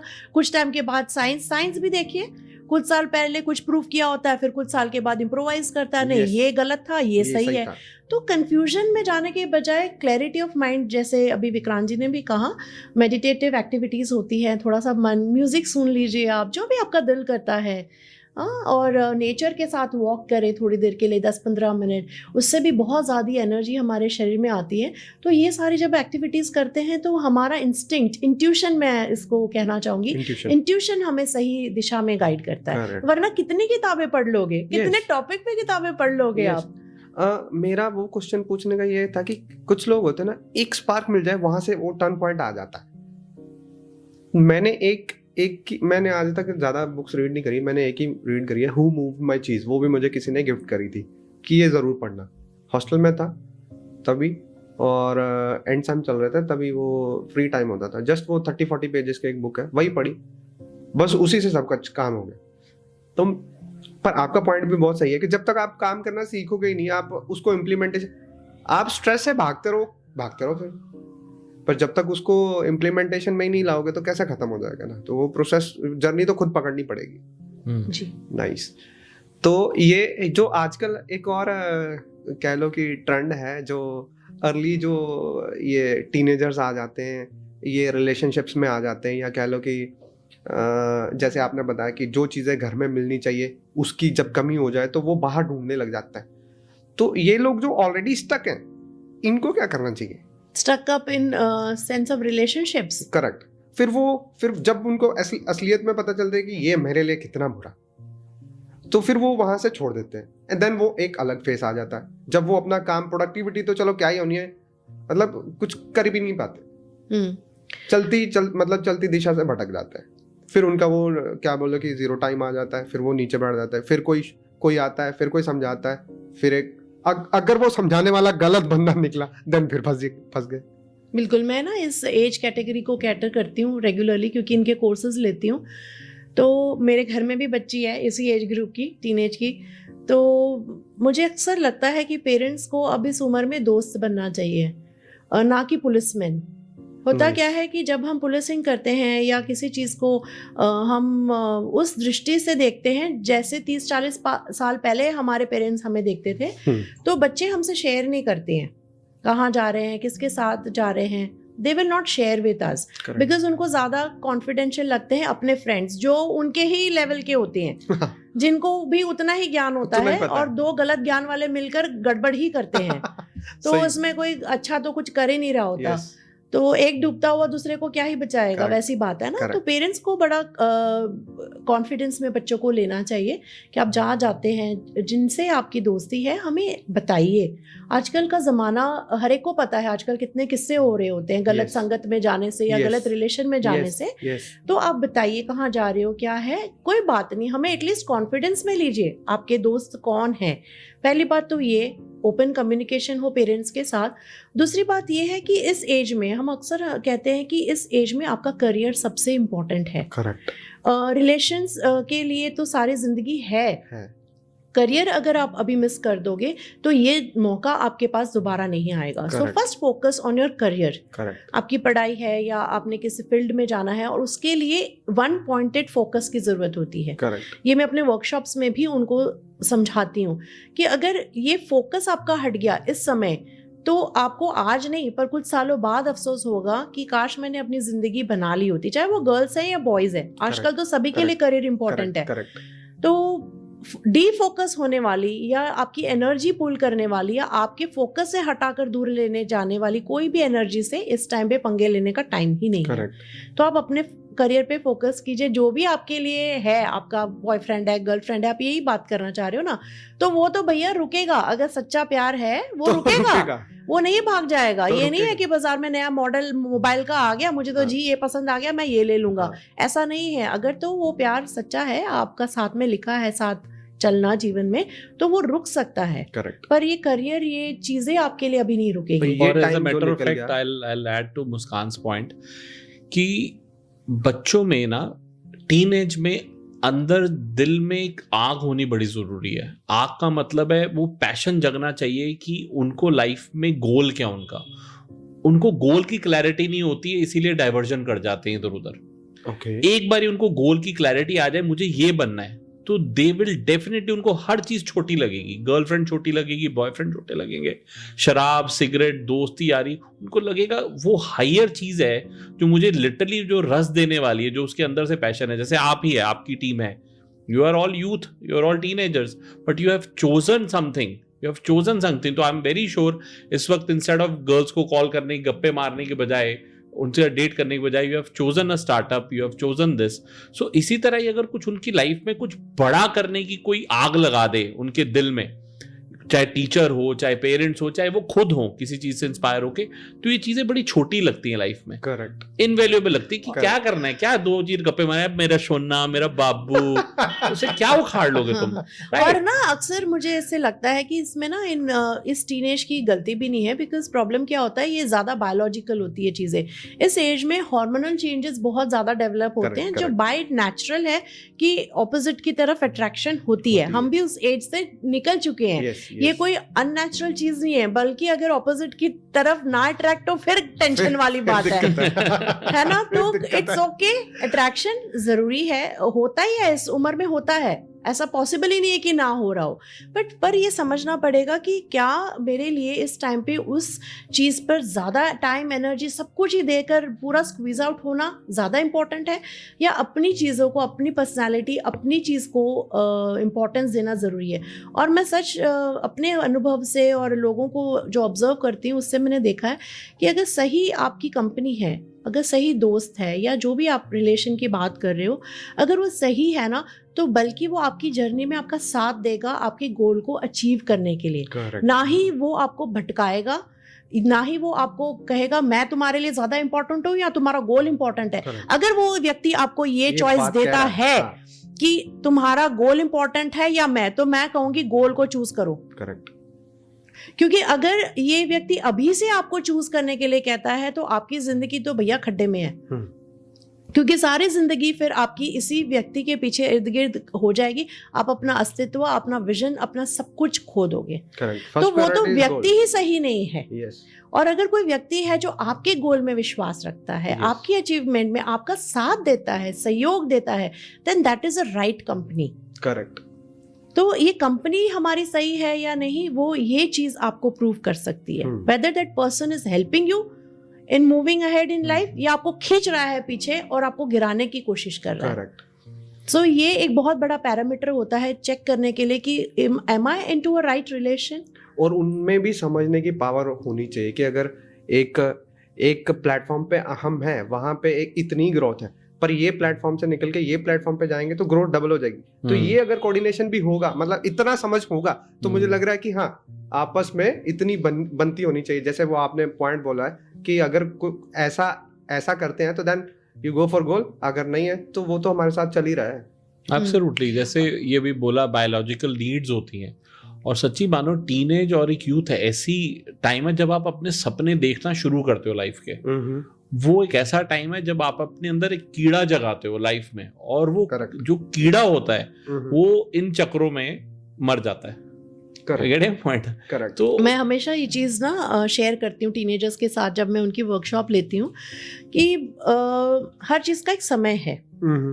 अगर वो समय से पहले करोगे तो उसका परिणाम सही नहीं मिलेगा आपको। जैसे कच्ची अम्मियाँ हैं, अब गर्मियाँ आएगी, और पका हुआ आम है, ठीक है। कच्ची अम्मियों को अगर आपने तोड़ दिया तो उसका क्या ही बनेगा, अचार बनेगा ज्यादा से ज्यादा, खट्टा सा, है ना। पर उसी अम्मियाँ को पकने देते हो, है ना, पेशेंस रखते हो, सही टाइम का आप इंतजार करते हो, तो फिर मीठा आम आपको मिलेगा जो आप एज अ फ्रूट खा सकते हो, मिल्क शेक बना के, आइसक्रीम में, हर चीज में कर सकते हो। करेक्ट। तो सही समय की वेट करना भी जरूरी होता है। हर चीज का एक सही समय होता है। अभी आपका समय है करियर बनाने का, रिलेशंस में जाने का भी समय आएगा, आपकी वो मैच्योरिटी आएगी, इमोशनल, फिजिकल, मेंटल, हर तरह से आपकी वो मैच्योरिटी आएगी हर चीज को हैंडल, बिकॉज रिलेशंस हैंडल करने के लिए भी स्किल्स चाहिए। इट इज अदरवाइज देखिए कितने ब्रेकडाउन्स, कितने डिवोर्स, कितने सब मेलोड्रामा होते हैं, वो इसी वजह से कि रिलेशंस को हैंडल करने के स्किल्स नहीं आ रहे हैं। राइट।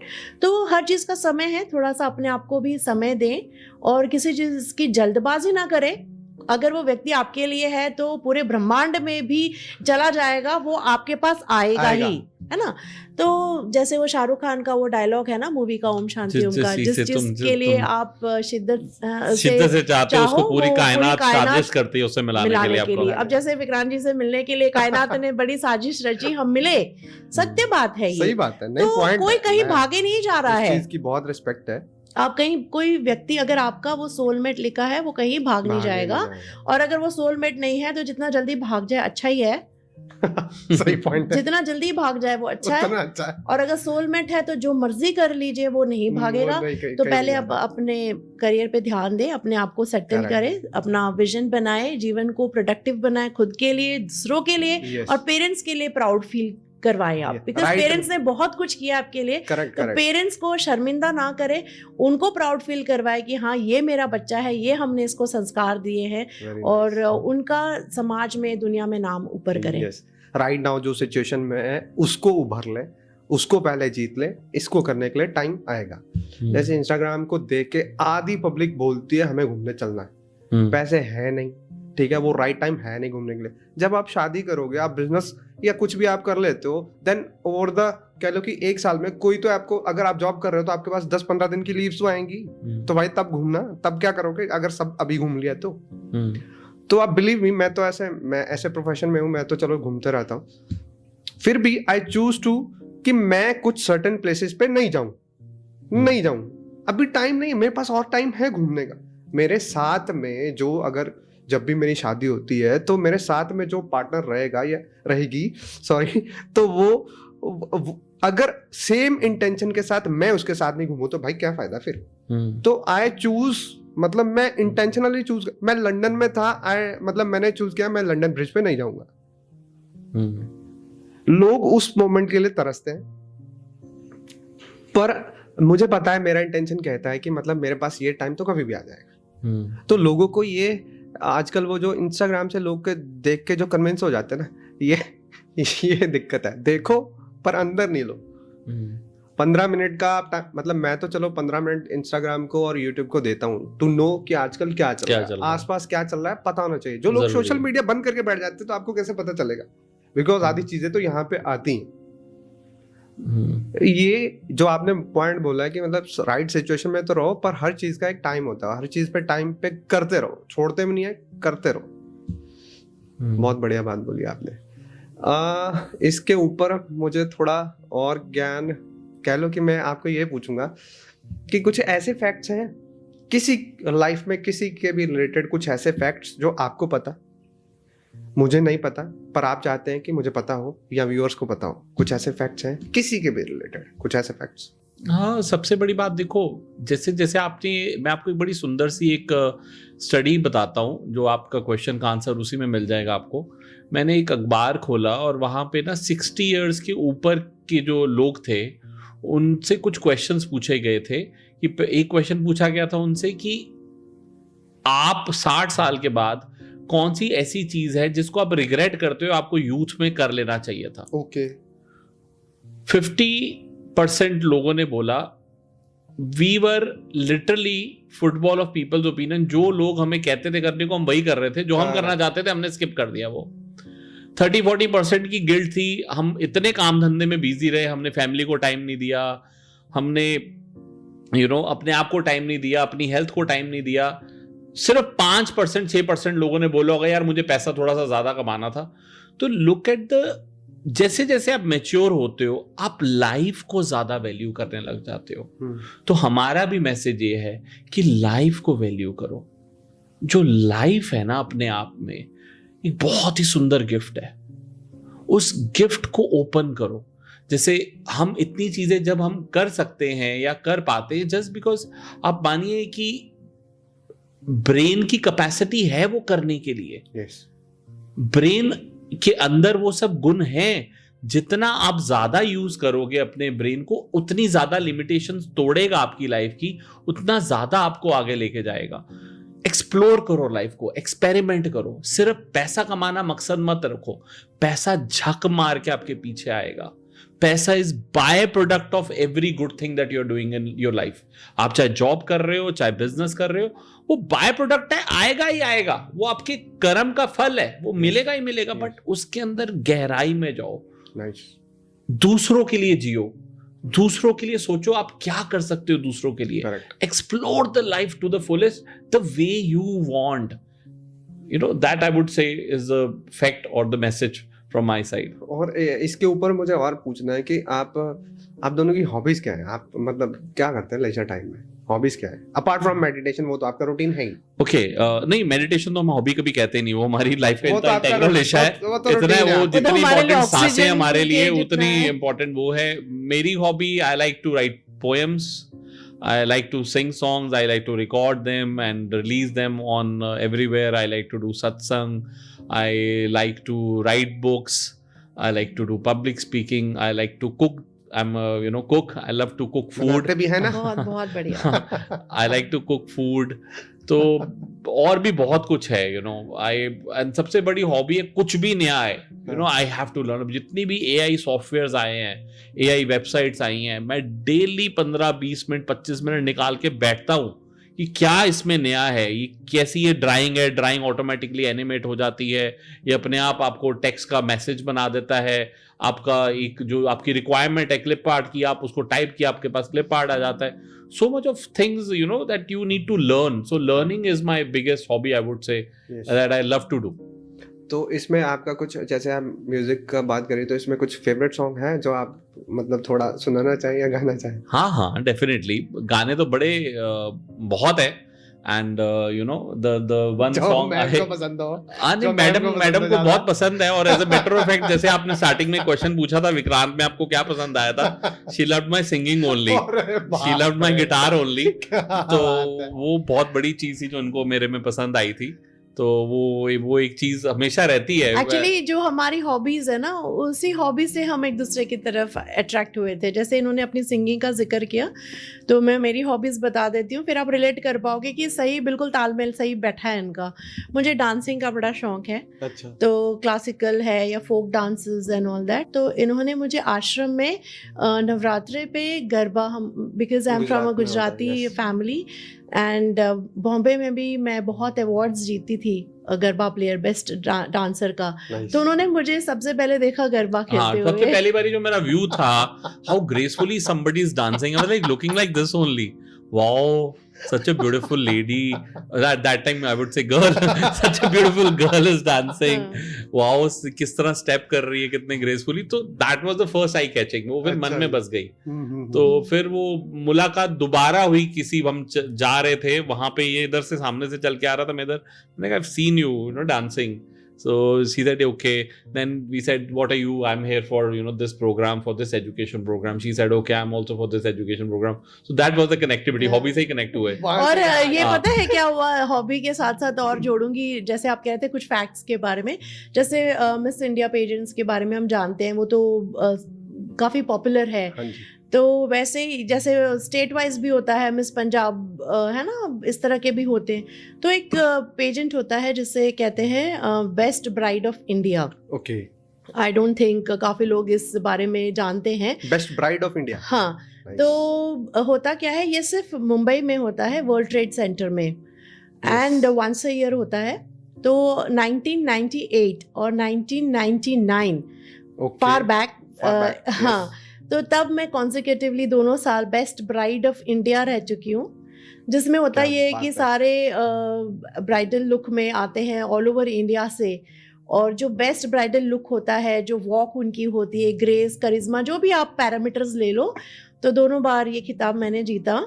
And Nice. उसके बाद काफ़ी जो डिज़ाइनर्स होते हैं उनके साथ मैंने मॉडलिंग की फॉर ब्राइडल वेयर्स, बिकॉज ये खिताब मिल चुका था मुझे. तो तब के ना कुछ फोटोग्राफ्स थे मेरे, जो जब हमारी बात शुरू हुई तो मैंने इनके साथ शेयर किए फोटोग्राफ्स. जैसे वो बता रहे ना, उस ज़माने में तो इतने हाईफाई मोबाइल नहीं होते नहीं थे, होते थे. तो मैं वाया कंप्यूटर मेल करती तब थी कैफेज उनको. वगैरह होते थे, कैफे में जाके स्कैन करवा के सेंड हाँ. करके तो जब इन्होंने हाँ. वो फोटोग्राफ्स अपने पेरेंट्स को दिखाए, गुरुदेव के आशीर्वाद लेने के बाद, जो हम स्टोरी बता चुके हैं, तो इनके पेरेंट्स पहले तो माने ही ना.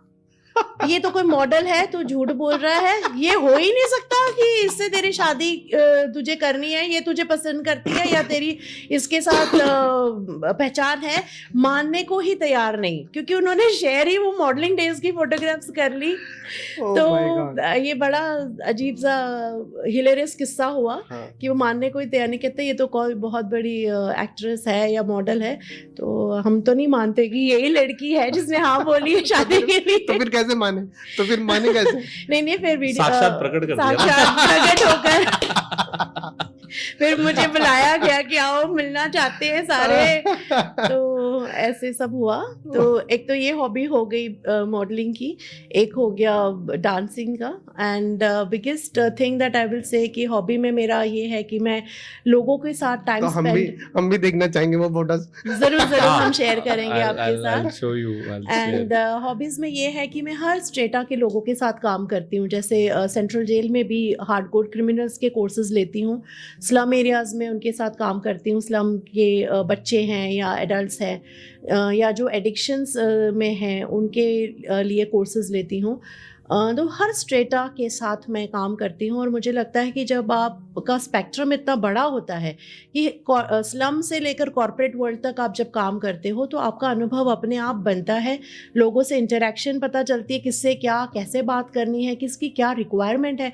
तो कहीं ना कहीं मेरी जो आज पर्सनैलिटी है या मेरी आज की डेट में जो ग्रूमिंग मैं कहूँगी वो यही है कि जब मैं इन सब अलग अलग लोगों के साथ काम करती हूँ तो यही मेरा अनुभव है। Nice. मेरे लिए यही सारी किताबें हैं, मेरे लिए यही सारी लाइब्रेरी है जिससे मैंने सीखा है।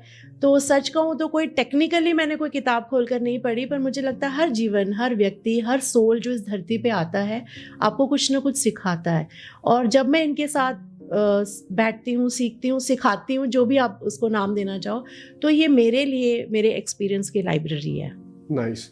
तो आप दोनों का जैसे आप दोनों को इतनी चीज़ें मिलती हैं, सिंक्रोनाइजेशन है, तो आप दोनों का मुझे लगता है कि गोल भी एक कॉमन ही होगा। जैसे आप काम करते, तो वो आपका आने वाले डाउन द ईयर जितने भी ईयर आपने प्लान किए हैं, तो क्या गोल है? एक ही कॉमन गोल है हमारा कि मेरा जो गोल होगा या मेरे जो सपने हैं उसमें ये साथ रहेंगे और इनके जो गोल है और सपने हैं उसमें मैं साथ रहूंगी। तो साथ निभाना बस यही है, क्योंकि आगे आने वाला जीवन नहीं पता, कौन से नए प्रोजेक्ट्स करें, कौन सी नई चीजें हम स्टार्ट करें, कुदरत क्या करवाए या हम क्या करें वो नहीं पता। पर एक गोल जो निश्चिंत है वो ये है कि हम एक दूसरे के प्रोजेक्ट में पूरी तरह से साथ देंगे। Very nice. और देते रहते हैं हर वक्त देते हैं। एब्सोल्युटली। वो साथ दिया है तो ग्रे सेल के रूप भर के वापस आया है ना। नहीं तो वो जैसे आप बता रहे हो एकदम, मतलब कोविड के टाइम पे इतना, मतलब आप जो चीजें कह रहे हैं शायद मैं वो फील ना कर पाऊं, पर आपने वो फील किया। मैं सुन सकता हूं, मैं राइट नाउ फील कर सकता हूं, पर आप उस सिचुएशन में थे, आपको पता है कि उस सिचुएशन में क्या हाल होता है। पर जैसे आप दोनों साथ रहे हैं तो इट इज, भगवान से प्रेयर करते हैं कि ऐसे ही रहे। जब भी ये कोलैप्स सिचुएशन आता है ना तो फिर मैं उनको, जैसे एक वाइफ है उसने मोटिवेट करना होता है हस्बैंड को, तो मैं उन्हें फिर से 18 साल पुराना समय याद दिलाती हूँ। भैया कुछ भी नहीं था हमारे पास, रास्ते पे थे, ना रोटी थी ना कपड़ा था, बच्चा हाथ में था। जब तब हम खड़े होकर साम्राज्य बना पाए तो अभी फिर बना लेंगे। आप और मैं तो है ही, चीजें आई गई है, पर जिस व्यक्ति ने शुरुआत की वो तो हम साथ हैं। Correct. तो हम फिर से बना लेंगे, क्या हो गया। जब इंसान को अपना आत्मविश्वास नहीं खोना चाहिए बस, और उस आत्मविश्वास से और जो भी एक्सपीरियंस जीवन में किया है और सही इंटेंशन से और परमात्मा पे भरोसा रखते हुए आगे बढ़ते रहना चाहिए। आई गेस आप जो जैसे बात कर रहे हैं, आप अगर कुछ 0 से 1 बनाते हैं ना एक बार, तो आप 0 से 1 कितनी भी चीजें बनाने का अंदर मतलब कॉन्फिडेंस रखते हैं। Very right. नाइस। हम तो 0 नहीं है ना, हम तो अव्वल नंबर पे है ना, फिर चीजों को तो हम अव्वल नंबर पे ला सकते हैं। Very nice. बात तो ये है कि हमें अपने आप को 0 से हीरो बनाना है। Very nice. ठीक है, तो आप कुछ ऐसी चीज जो लास्ट या कह लो कि व्यूअर्स के लिए या मुझे कुछ ऐसा बताना चाहें जो आपको लगता है इस कन्वर्सेशन में मेरे पास नहीं हो, या कुछ ऐसा फाइनल मैसेज देना चाहें कि कल को ऐसा हो तो बेटा ऐसा करना, या कुछ मेरी तरफ से 3 चीजें हैं। एक चीज है कि हमें क्लियर हो कि हम सिर्फ धरती पर खाने पीने सोने नहीं आए हैं, कुछ करने आए हैं खुद के लिए और आसपास के लोगों के लिए। दूसरी चीज मुझे लगता है कि जो मर्जी आप फील्ड ले लो, हर इंसान सक्सेसफुल होना चाहता है। और मेरे हिसाब से sign of success is the undying smile that you can have on your face. Because बुरे वक्त में तो हर बंदा कोलैप्स होता है, अच्छे वक्त में मुस्कुराता है, पर सक्सेस तो वही है ना कि आप कोलैप्स्ड स्टेट में भी मुस्कुरा सको। और तीसरी चीज ये है कि जो समय पे जो आपको मिलना है वो आपको मिलके रहता ही है। जो चीज आपकी है वो आपकी, और कोई चीज हमारे से कोई चीजें छीन कर लेके जा सकता है, मटेरियलिस्टिक चीजें लेके जा सकते हैं, हमसे हमारा हुनर नहीं छीन सकते, हमसे हमारी किस्मत कोई नहीं छीन सकता। ये मेरी तरफ से मैसेज है। और मैं भी 3 ही चीजें शेयर करूंगा। सबसे पहले ही ये 3 चीजों का कुछ है क्या आपका? तो पहला यही है कि आपकी जो सोच होनी चाहिए वो बहुत बड़ी होनी चाहिए। पाँव की मोच और छोटी सोच कहीं पे भी नहीं लेके जाती लाइफ में। करेक्ट। जब भी सोचो बड़ा सोचो, बहुत बड़ा सोचो। दूसरा, always intend to give, always intent to feel that you have been given abundance. Never ever feel scarcity in your life. Always be grateful, always be thankful for what you have been given. Nice. And you'll be given more if you feel that you have been given such an abundance. Nice. And the third thing I would really say, do not lose your peace of mind at any cost. That is the most precious thing in your life, your peace बहुत of बढ़िया। mind. बहुत बढ़िया, बहुत बढ़िया। 6 चीजें हो गई total digest करनी है। और ये सिर्फ कहने के लिए नहीं है, We ये apply, हमारा अनुभव we है apply these things on our और life. हम वही बात करते हैं जो हम खुद प्रैक्टिस हाँ, करते हैं। करेक्ट। आप मार्केट में जाओगे खरीदने के लिए और कुछ खरीद के नहीं लेके आए तो फिर क्या फायदा। तो आपने जो चीजें बताई हैं सुन ली है, अगर इम्प्लीमेंट ही नहीं करी तो फिर क्या फायदा। हाँ. बहुत बढ़िया। Okay ma'am, thank you. Okay, thank you so much thank for you. This wonderful Thanks a lot. Interview Thank और you. हमें ये मौका देने के लिए कि हम हमारे जीवन से कुछ शेयर कर पाए और लोगों को इंस्पायर कर पाए। Thank you so much. Okay, and I would really wish your channel Social Doc all the best. And I'm so glad कि आपकी जो यूथ में टीम है, मानस है, अविनाश है, हनी है और भी जो जुड़े हैं, रियली सो ग्लैड आप सबसे मिलकर Thank इतनी you, खुशी sir. मिली।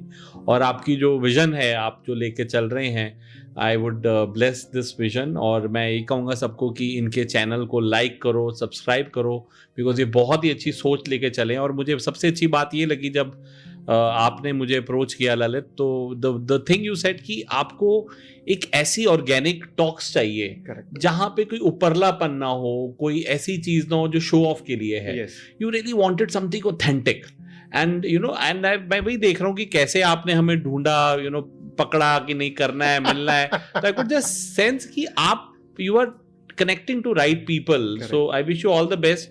और मैं सभी व्यूअर्स से यही रिक्वेस्ट करूंगा कि देखो, लाइक दबाने में ना कोई खर्चा आता है, ना कोई आपका आता है सब्सक्राइब का बस बटन दबाना है, सिर्फ थंब का हल्का सा चलना है। But this would really give boost to them and definitely ये मैसेज जो हमने आज बात की है यहाँ पे, वो हर एक तक पहुंचनी चाहिए, सो दैट कोई भी लाइफ में हताश हो और वो अपनी जिंदगी को वापस जो है खुशहाल बना सके।